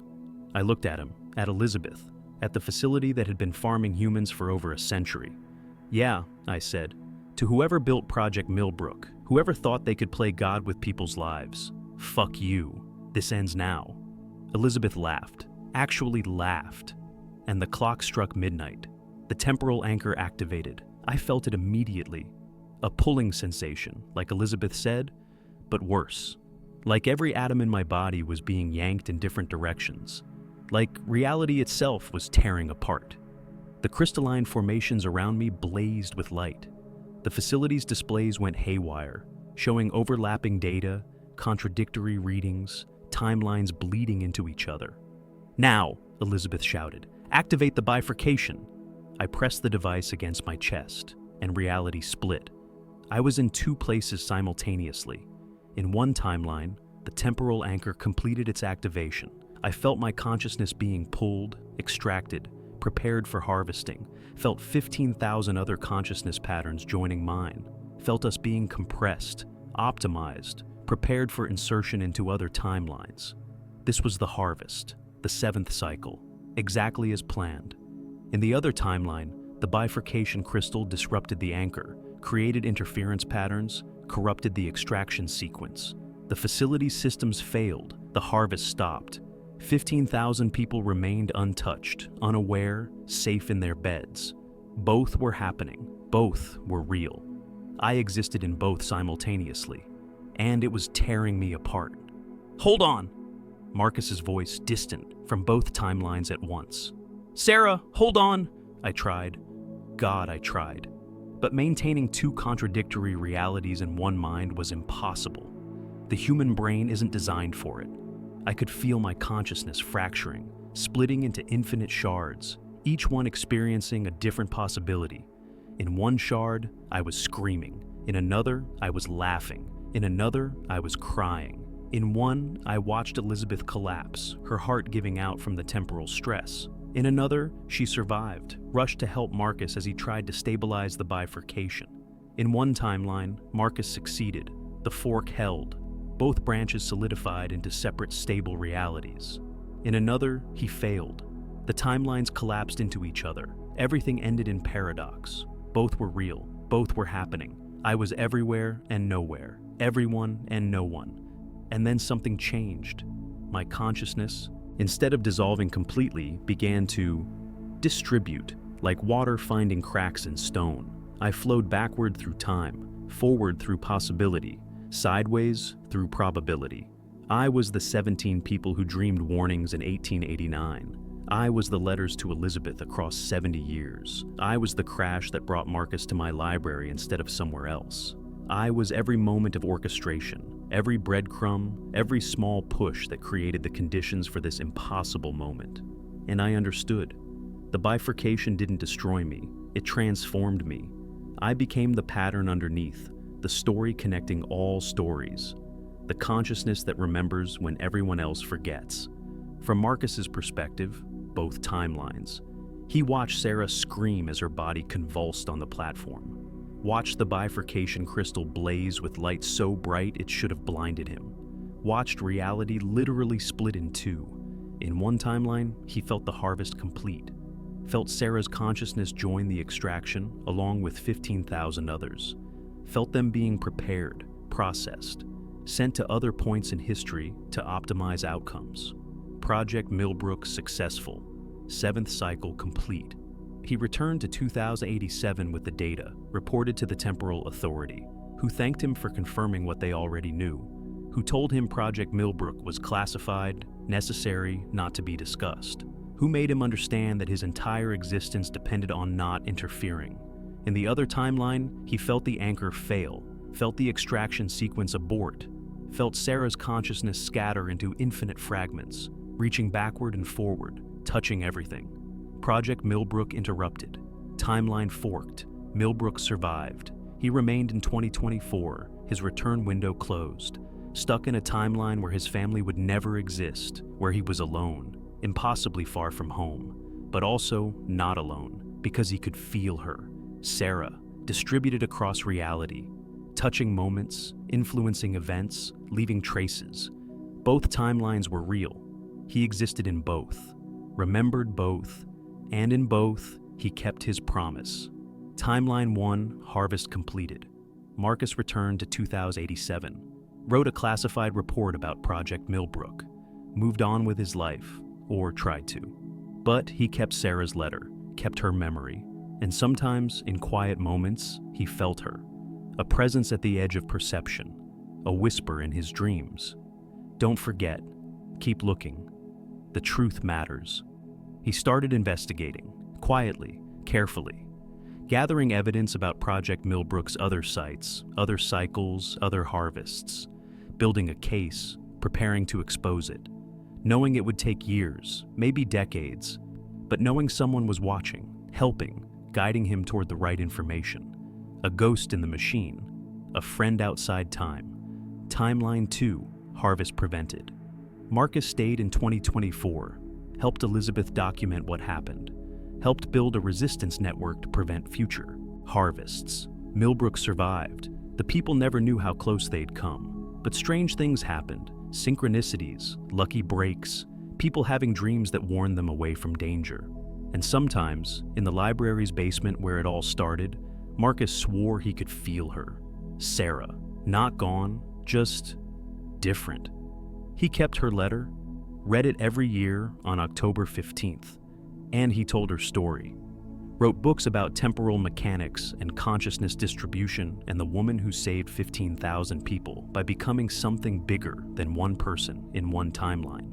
Most people thought it was science fiction, but some people, the ones who'd had the warning dreams, the ones who'd felt the impossible guidance, they knew.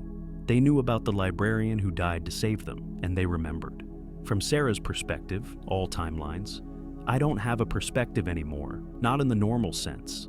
I'm the moment between moments, the connection between disconnected events. I'm the reason that in Timeline 1, Marcus finds the evidence he needs exactly when he needs it. I'm the reason that in Timeline 2, the resistance network grows, spreads, dismantles other Project Millbrook sites. I'm the 17 survivors who escaped in 1889. I'm the letters to Elizabeth across 70 years. I'm the dream that warned Mrs. Patterson to get a medical checkup that saved her life. I'm the impulse that made Mr. Kowalski call his daughter after years of silence. I'm everywhere people fight against impossible odds and succeed. Everywhere love persists against despair. Everywhere hope survives. It hurts. God, it hurts. Being distributed across infinite moments, infinite timelines, infinite lives. But it's also beautiful.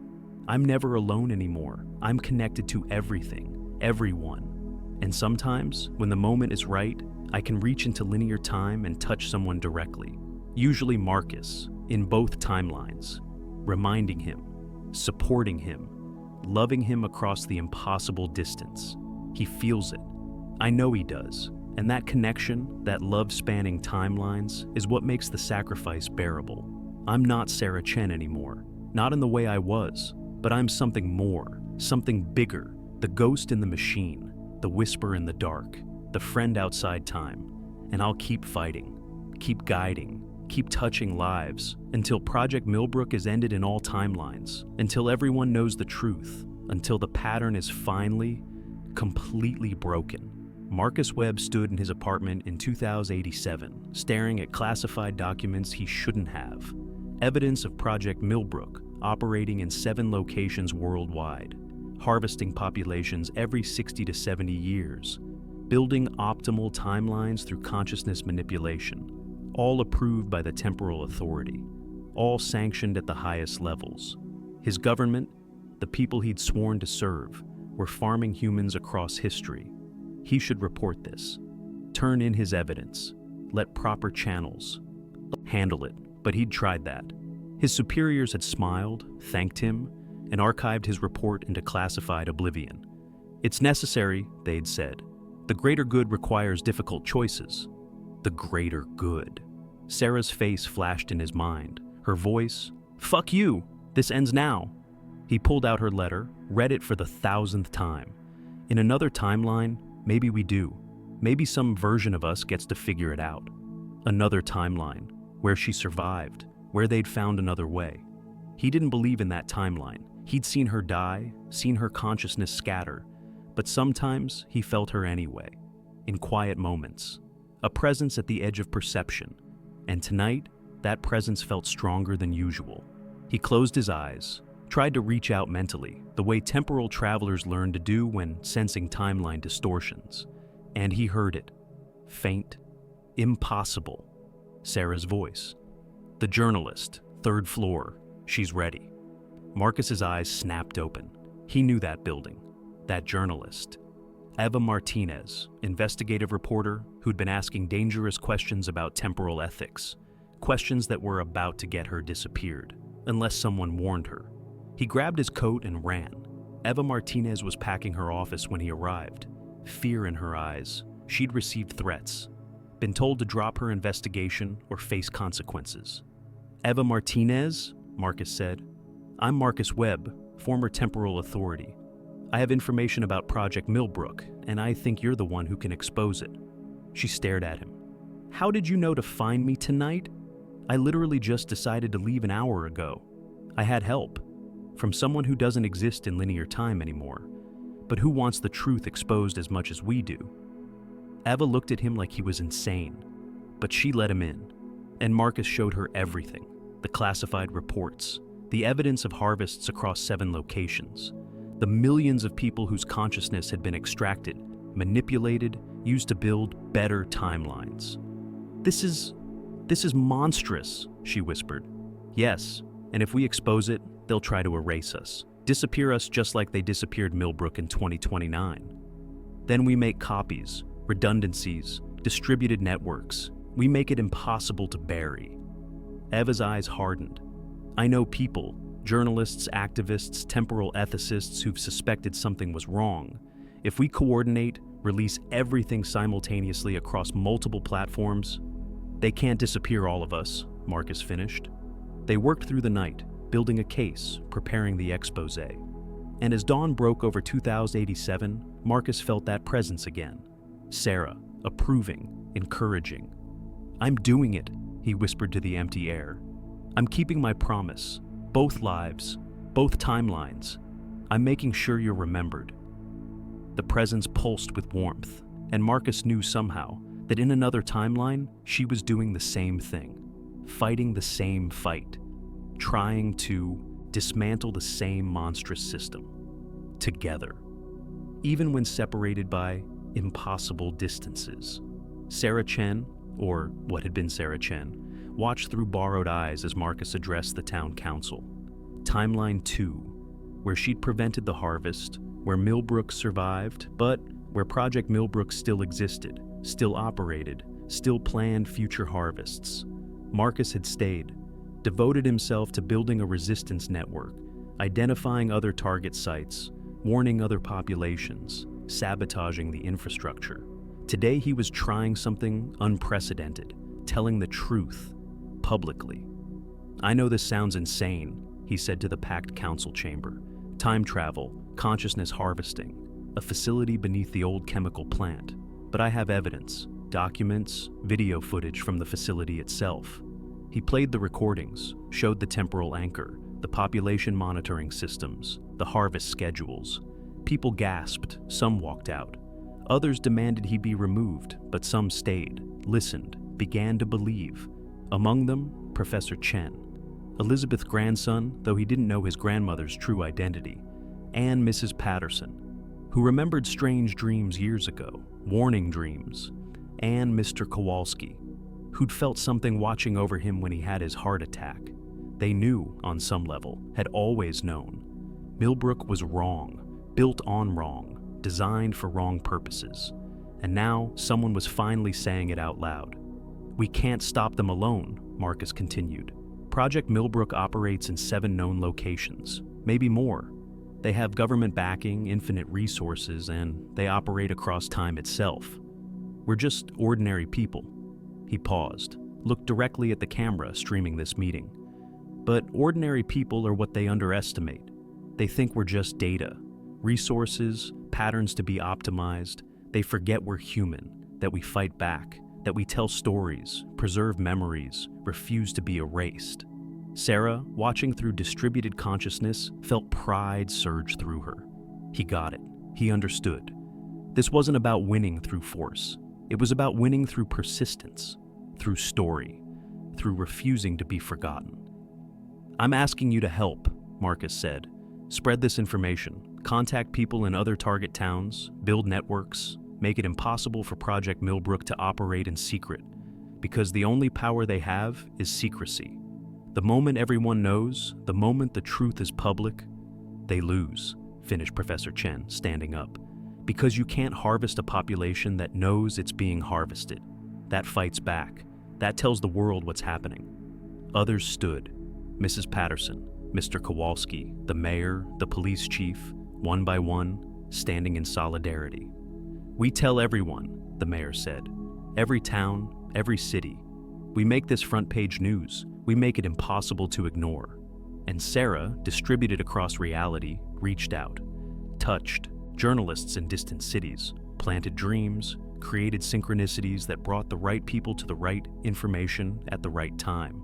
In 1 week, the story broke nationally. In 2 weeks, internationally. In a month, the temporal authority issued a statement, denied everything, called it mass hysteria. But the denial came too late. Too many people knew. Too many had shared the evidence. And in Timeline 1, Eva Martinez's exposé dropped the same day. Sarah felt it. The synchronization. Both timelines, fighting the same fight, exposing the same truth. Together, even when separated by the fundamental structure of reality. Project Millbrook was dying, not dead yet, but dying, and that was enough. Timeline 1, 2092. Marcus Webb testified before the International Temporal Court. Project Millbrook had been officially shut down. 7 facilities closed, thousands of documents unsealed, the temporal authority restructured, its leadership facing criminal charges.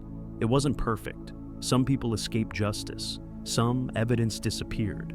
Some truths would never fully surface. But it was enough. Enough that no more harvest would happen. No more populations farmed across history. "Mr. Webb," the judge said, "your testimony has been invaluable. The court recognizes your courage in exposing this conspiracy. Is there anything you'd like to add before we adjourn?" Marcus stood, pulled Sarah's letter from his pocket. "Just this. None of this would have been possible without Sarah Chen, librarian from Millbrook, Oregon, who died in 2024 to create the conditions that made this exposure possible." He looked at the court. "I promised her I'd make sure she wasn't forgotten, that her sacrifice mattered. So I'm asking this court to include her name in the official record, to remember that an ordinary woman made an extraordinary choice and changed everything." The judge nodded. "So noted. The record will reflect Sarah Chen's contribution." Marcus folded the letter carefully, and he felt her. Warm presence. Proud presence. "I kept my promise," he whispered. The presence pulsed. Message received. Promise fulfilled. Timeline 2, 2029. Marcus stood in Millbrook Town Square, 5 years after the bifurcation, 5 years of fighting. And Project Millbrook's infrastructure was finally completely dismantled. The facility beneath the chemical plant, destroyed. The temporal anchor, disabled. The harvest schedule, erased. Millbrook survived. 15,000 people living ordinary lives, most of them never knowing how close they'd come. But some knew. The resistance network, the people who'd fought. They'd built a memorial in the town square, a simple plaque, in memory of Sarah Chen, librarian, hero, friend, who gave everything to save everyone. May we never forget. Marcus stood before it, same as he did every October 15th. "We won," he told the memorial, told her. "Both timelines, we actually won." He felt her, stronger than usual, like she was almost physically present. And he heard her voice, not imagined, real. "I know." Marcus spun around. There was a woman standing behind him, mid-30s, Asian features, kind eyes. She looked exactly like Sarah. "Who are you?" he whispered. "I'm not her. Not exactly." The woman smiled sadly.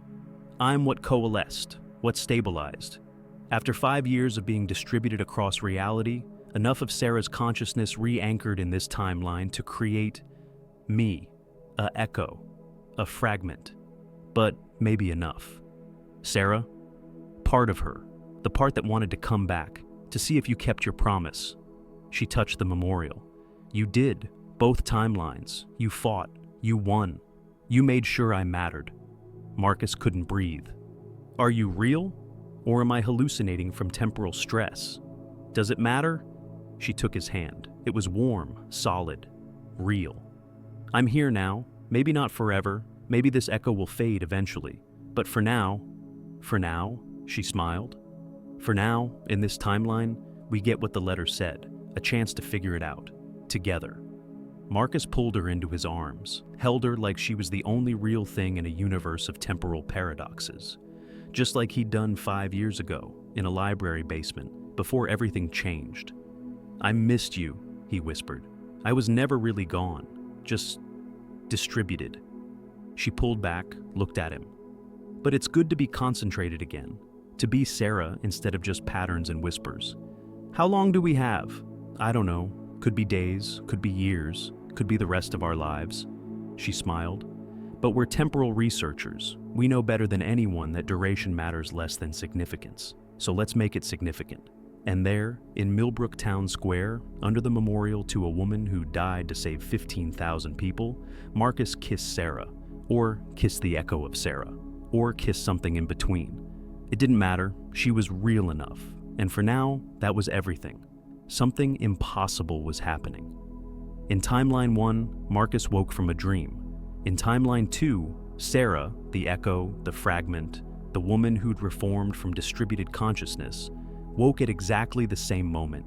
They'd had the same dream, both timelines converging, meeting at a single point. A moment where reality's walls became thin enough to see through. "It's happening," Sarah whispered in Timeline 2. "The timelines are starting to bleed together." In Timeline 1, Marcus grabbed his temporal monitoring equipment. The readings were impossible. 2 parallel timelines, created by bifurcation 10 years ago, showing signs of reconvergence. That shouldn't be possible. Bifurcated timelines were supposed to remain separate. That was the whole point. Unless something or someone was pulling them back together. He felt her. Not the distributed consciousness he'd sensed for years. Something more focused, more intentional. Sarah, the original Sarah. The consciousness that had triggered the bifurcation. Still out there. Still working, still influencing. "What are you doing?" he asked the empty air. And he heard her voice, clear, undeniable. "Finishing it." In Timeline 2, Sarah the Echo was explaining to Marcus. The original Sarah, the consciousness that split across all realities, she's been doing more than just guiding us. She's been working on something bigger. What could be bigger than exposing Project Millbrook? Healing the split, bringing the timelines back together without erasing either one. That's impossible. You can't merge divergent timelines, the paradoxes alone, unless you have a consciousness that exists equally in both. That can serve as the anchor point for merger. Sarah touched his face. She's been preparing for this since the moment she split. 10 years of distributed consciousness, learning how reality works at the quantum level. And now she's ready. Ready for what? To become whole again, to stop being scattered across infinite moments, to reform. But not as one person in one timeline. Sarah smiled. As a bridge between timelines, a permanent connection, allowing both realities to exist simultaneously, aware of each other. What does that mean for us, for everyone? It means the people in Timeline 1, where the harvest happened, can know their counterparts in Timeline 2 survived, can take comfort that somewhere, somehow, a version of them escaped. And Timeline 2 can know that Timeline 1 exists, can honor the sacrifice, can maintain both stories without having to choose which one is real. Marcus processed this. She's creating a multiverse with conscious awareness. She's creating a story that holds both truths, both realities, both outcomes. Sarah took his hand. And when she does, when the timelines merge, I'll stop being an echo. I'll become real again, fully real, because both timelines will anchor me. And in Timeline 1, the me that's there, will remember everything from both, will exist in both, will be able to move between them. She paused. You'll be the bridge, Marcus, just like your consciousness was designed to be. He looked at her, the woman he'd fallen in love with, the echo of someone who'd sacrificed everything. Will it hurt? The convergence? Probably, but we've survived worse. And reality began to shimmer. From outside linear time, Sarah watched. 10 years of preparation. 10 years of learning how to manipulate reality at the quantum level. 10 years of being patient, waiting for the right moment. The moment when both timelines were stable enough. When Marcus in Timeline 1 had finished his fight. When Sarah in Timeline 2 had stabilized enough to serve as an anchor. When the convergence wouldn't destroy either reality. Now. She reached out, touched both timelines simultaneously, and pulled, not merging them into one. That would erase half of existence. But creating a bridge, a conscious connection, a way for both to exist, aware of each other, supporting each other. She felt resistance. Reality didn't want to work this way. Bifurcated timelines were supposed to stay separate, but she pushed harder, used every fragment of consciousness she'd distributed across 10 years, every whisper, every dream, every synchronicity. And slowly, impossibly, the timelines bent toward each other, toward convergence. In Timeline 1, Marcus felt reality shift. He could see both worlds now, his apartment in 2092, and simultaneously Millbrook Town Square in 2034. Both equally real, both equally present. And he could see himself, other self. Standing in the square with Sarah, they made eye contact across timelines, and slowly the distance closed. He stepped forward, or his other self did, or both did simultaneously, and they met. Two Marcus Webbs, same person, different timelines, occupying the same space. It should have been impossible, but Sarah, the original Sarah, the distributed consciousness, held them together. What happens now? Both Marcuses asked simultaneously. And Sarah, both Sarahs, the echo and the original, answered, now you remember everything, both lives, both fights, both victories. The memories flooded in. Timeline 1, exposing Project Millbrook through Eva Martinez, the court case, the victory. Timeline 2, building the resistance, preventing the harvest, saving Millbrook. Both real, both experienced, both remembered. Marcus staggered under the weight, but Sarah caught him, both versions, holding him steady. You're the bridge, she said. You carry both stories, tell both truths, make sure both timelines are honored. And you, he asked, what happens to you? The two Sarahs smiled and merged, not the echo and the distributed consciousness becoming one, but the original Sarah, fully reformed, fully present, anchored in both timelines simultaneously, real, whole, alive. I get to stay, she said, wonder in her voice. After 10 years of being scattered, I get to be a person again, still connected to both timelines, still able to influence, to guide, but also here, with you, with everyone. Marcus, both versions, now one person with two sets of memories, pulled her close. "Is this real?" he whispered. "Or am I experiencing temporal psychosis?" "It's real. I'm real. The convergence is real." She kissed him. "And we won, Marcus. We actually won. Both timelines exist, both futures secured, no one erased, no paradoxes, just two stories, both true, both honored." Around them, other people began to see it, the convergence, the bridge between worlds. Mrs. Patterson in Timeline 2, seeing her counterpart in Timeline 1, who'd been harvested, but whose consciousness had been used to help other timelines. Professor Chen, seeing his Timeline 1 self, who'd never known his grandmother's secret. Mr. Kowalski, seeing both versions of his life play out simultaneously. Everyone who'd been involved, everyone who'd fought, everyone who'd been touched by Sarah's sacrifice. Seeing both timelines, both outcomes, both truths. "This is what I died for," Sarah said quietly.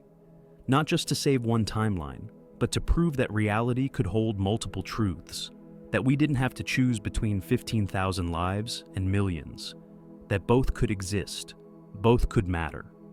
"And now," Marcus asked, "now we live in both timelines, connected to both realities, and we tell this story. So people understand. Choice isn't always binary. Sometimes the answer is both. Sometimes you can save everyone if you're willing to transform yourself into the bridge." And there, in the space between timelines, Marcus and Sarah stood together. Two people who'd fought impossible odds, who'd sacrificed everything, who'd won.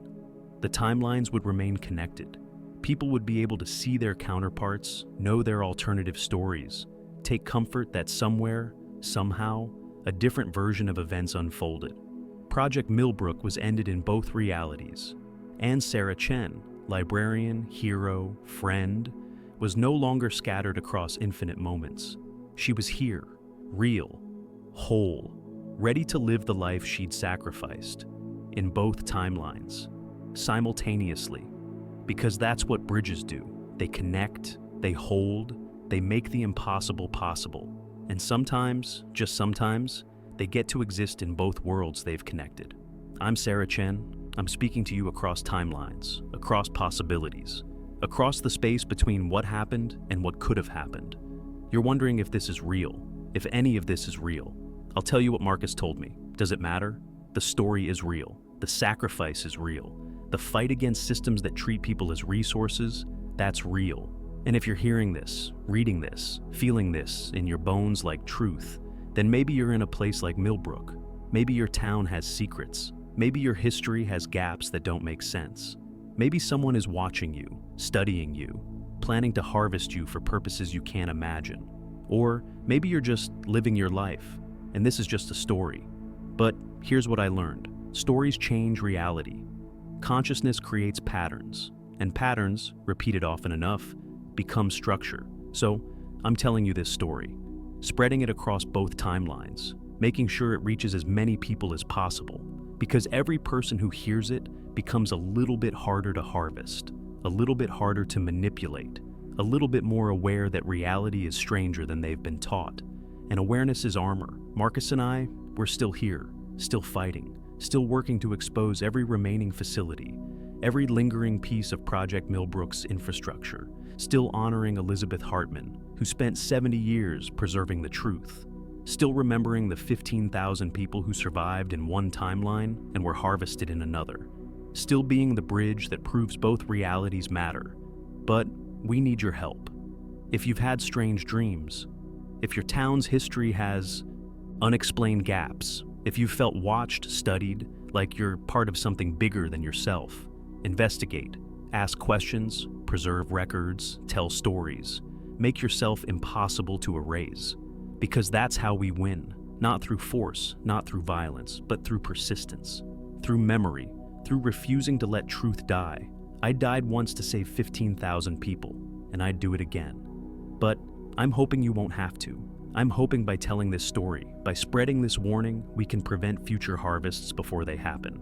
I'm hoping consciousness, distributed across millions of minds, becomes too powerful for any system to control. That's the real victory. Not saving one town, but awakening everyone. So here's my final question. What are you going to do with this information? Are you going to dismiss it as fiction, close this file, and move on with your life? Or are you going to look around your town, your city, your community, and ask, what am I not seeing? What's being hidden? What truth am I supposed to ignore? Because somewhere, in some timeline, your choice matters. Your awareness matters. You matter. And maybe, just maybe, if enough people wake up, we can end this completely. No more harvests, no more sacrifices, no more choosing between impossible options. Just people living freely, aware of their own power. That's the future I'm fighting for, in both timelines, across all realities. Will you fight for it too? Epilogue. The video ended. Across the internet, millions of views, comment section filled with people sharing strange experiences, towns with missing history, dreams that felt too real, synchronicities that couldn't be explained. Some dismissed it as fiction, creative storytelling, elaborate ARG, but others knew. They felt the truth resonating in their bones, and they started investigating, started asking questions, started preserving their own stories. In Millbrook, Oregon, both timelines, Sarah and Marcus watched the spread. It's working, Sarah said. The story is reaching critical mass. Will it be enough? Marcus asked. I don't know, but it's more than we had before. She looked at him. And if it saves even one person from being harvested, it's worth it. He took her hand, kissed her knuckles. I love you, in both timelines, across all realities. I know, I love you too. Even when I was scattered, even when I was nowhere, I loved you. They stood together, watching the sun set over Millbrook, a town that disappeared, a town that survived, a town that existed in both states simultaneously. Because that's what Sarah had proven. Reality could hold contradictions. Both truths could exist. And sometimes, the only way to save everyone was to become the story that connected them all. Final note. To you, the reader. This is the part where I'm supposed to ask you to subscribe, to turn on notifications, to share this story. And I will, because I need you to. But more importantly, check your town's history.